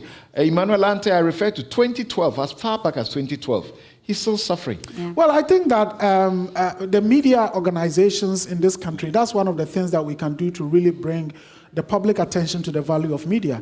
I don't think that if we collectively decide that we are using our media platforms to raise 65,000, I don't think that is something that would be beyond us. And perhaps we should commit to it and prove to people and also prove to the government that, yes, you ignored a citizen whose rights was brutally violated, but as citizens, we decided his life is important for us, and we're able to, I believe that we should be able to raise that money. Okay.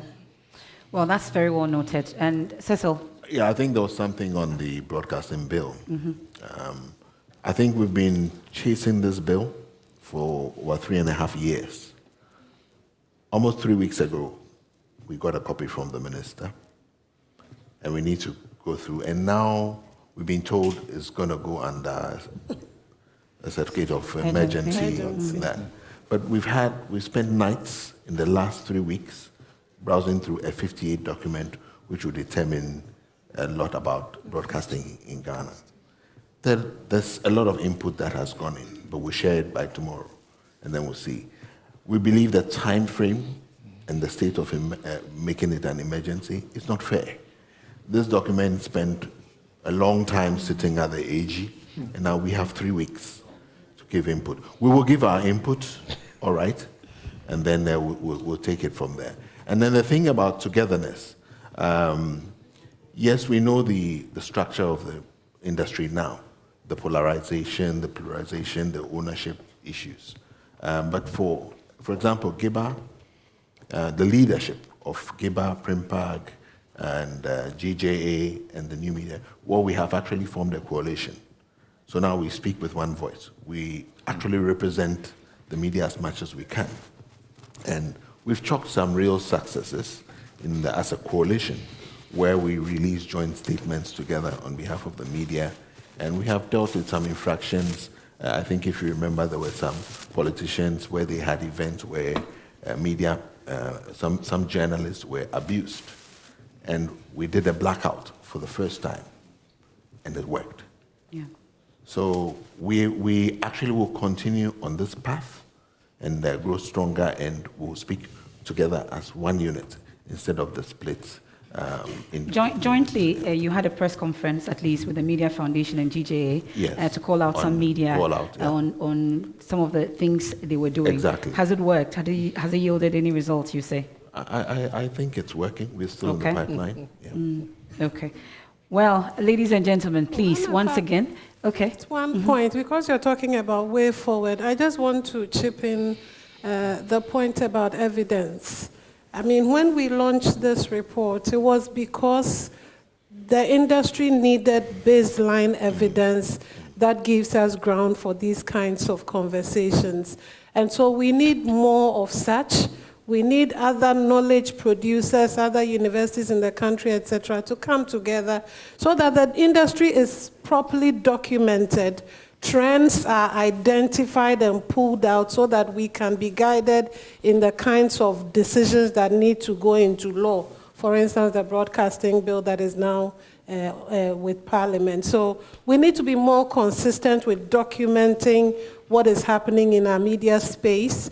And that is where people like myself, universities in the country, must come to the table to make sure that we're gathering the evidence that helps policy people to take action. Okay, thank you very much. It's not yet with Parliament. Is what? It's not yet I with said it's Parliament. going to. Yeah. Okay. Well, let me, at this point, once again, acknowledge my members of the panel for this particular discussion. #DefendMediaFreedom. Thank you so much, Samson.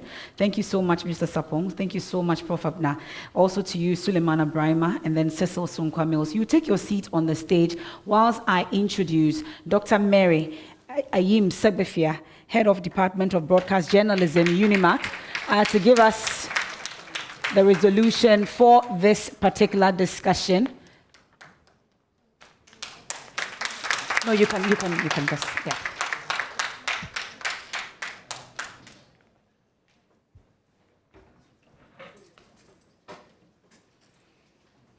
Thank you.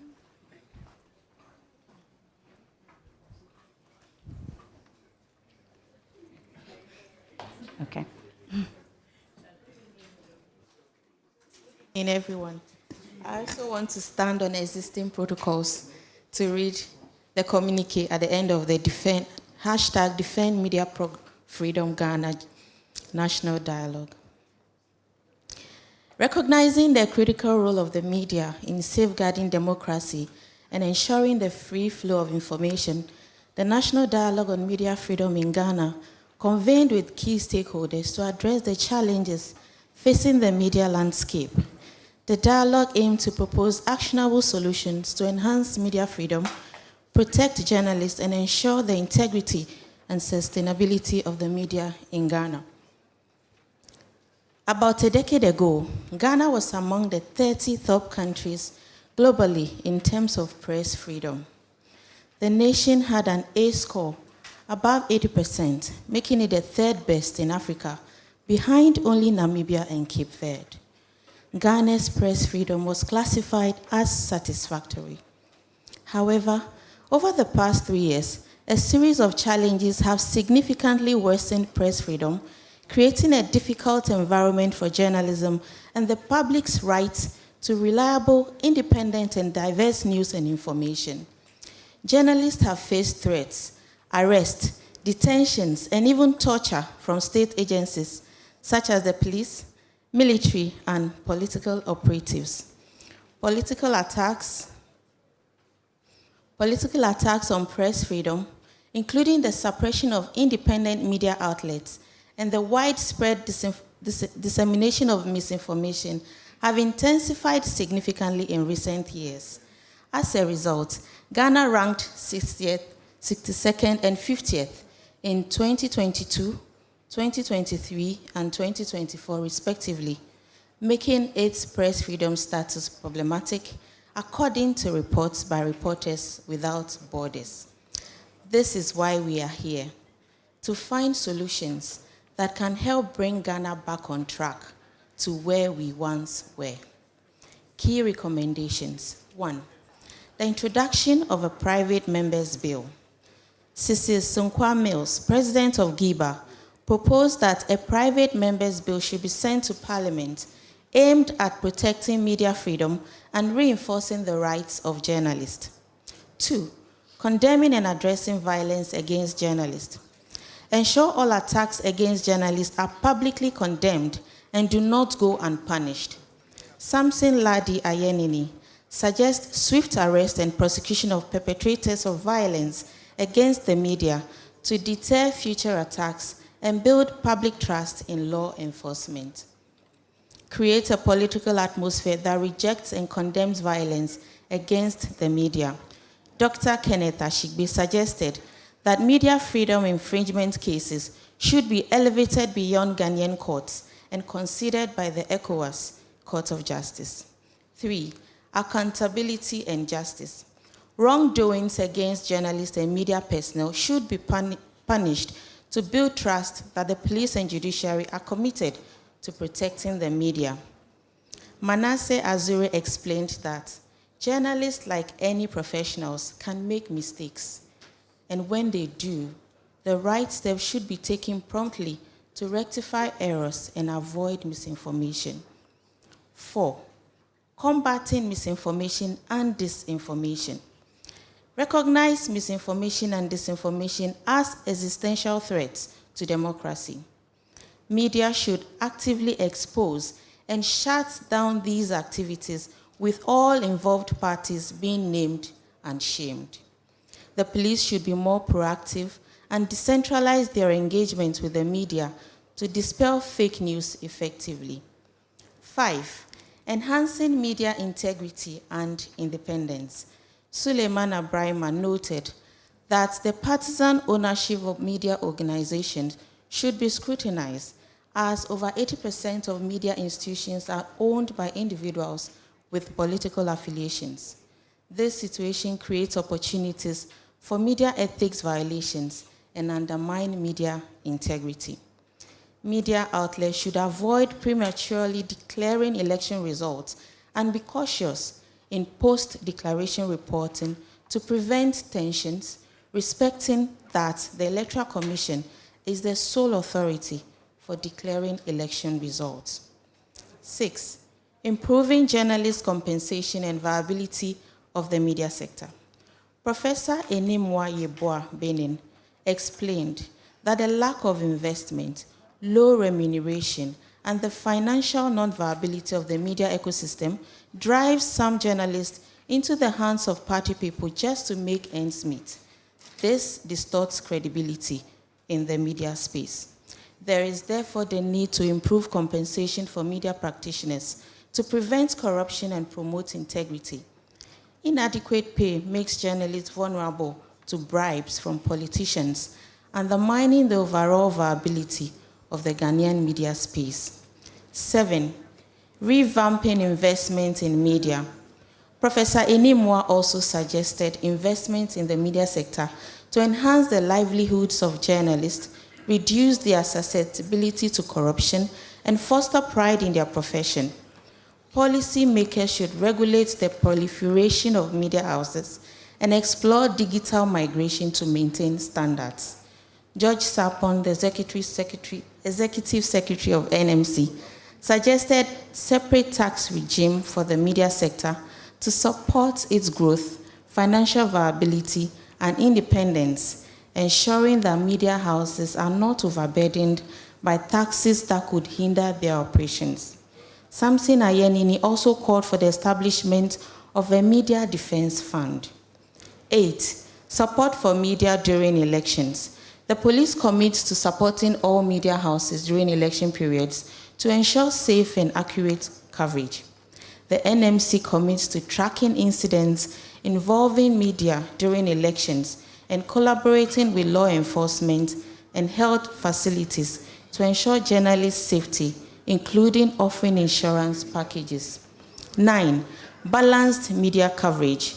Encourage media outlets to maintain balanced reporting, highlighting both police misconduct and instances when police officers are harmed or act in the line of duty. 10, public oversight and constructive engagement.